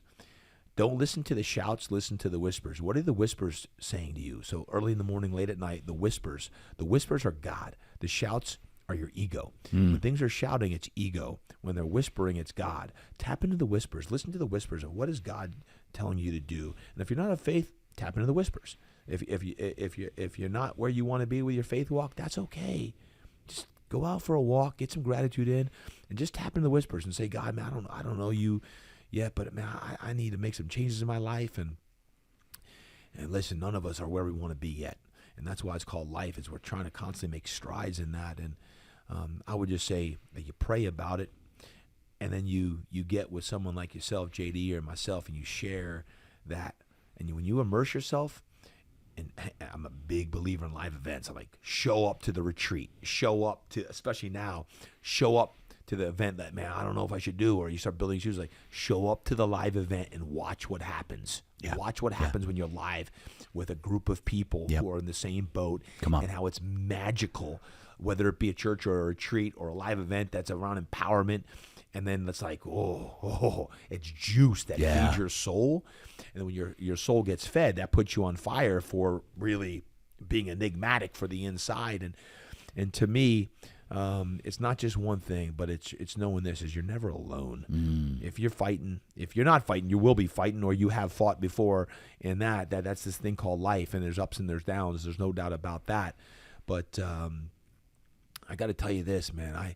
I've been on a lot of podcasts. I've never gotten as emotional as many times on one podcast as this one, JD. But I'm really honored, and I would just say this is, if you're listening in and you've made it this far in the podcast, I don't think I've ever done as long as one as well. So please let us know, let me know. I want to know that you made it this long in the podcast. It's also know that you're loved, man. Know that you're loved. Yeah. I love seeing people out in town, or when I'm in the airport or something like that, and you can connect with someone that's seen the show, heard the show, read the book, and you got hope. Yeah. And you got hope that tomorrow, man, is a better, brighter day, and that you get lit up for what's inside of you, because all of us have things inside of us that aren't out yet, right? That need to come out. Yes. And like my father taught me back in the day, between 10 and 20, is don't wait. Time is precious. Don't wait, because like that, you have a heart attack, something happens. Between my pops, the young kid I coached who took his life, to the double-E's who are no longer here, the Coach Wolves who are no longer here, you just get to a position, next you know, you're like, wait a second, I guess it's my time to be that mentor and that coach to other people. And it's like, I got to step up. Just know that you're not alone, man. Just know that you're not alone.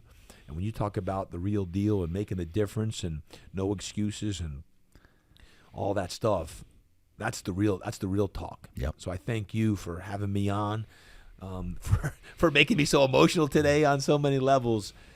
This was truly real talk, and I appreciate that. And hopefully, your listeners got a lot out of it. If they didn't, then they don't have a pulse.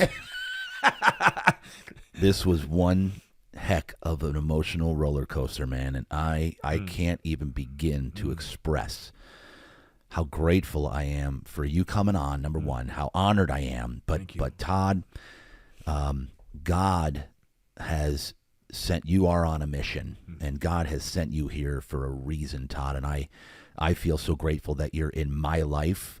I'm so freaking grateful that we have connected at this exact moment. Yeah.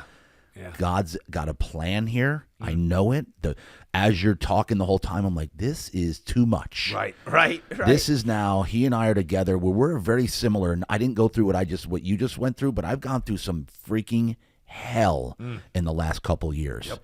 Yep. And we're still standing. That's it. And we've got plans, and God has a plan. That's it. And I'm just telling you, bro, Todd, the world is a better place with you here. Thank you. Melanie, thank you for speaking into Todd off that ledge in the car when he came out and thought that was it. Melanie, Thankfully, she was in that car that day. thankfully she was in that car, because there are tens of millions of people that are now going to be directly affected by Mr. Todd Durkin as a result of that conversation that she had with you. I'm just telling you. And just all the inspiration that you are giving people, and the book that's coming out, man. This is just the beginning, bro. Thank you. Todd, so thankful. Love you, bro. JD, thank you, brother. It's been an honor. Ladies and gentlemen, Mr. Impact and Mr. True Strength. There you go. True Strength. Yeah. Thank TD Todd Durkin. No, thank you, JD, man. Honored to be here. Love you, man. Real Deal Talk. That's a wrap. Let's go. Come on.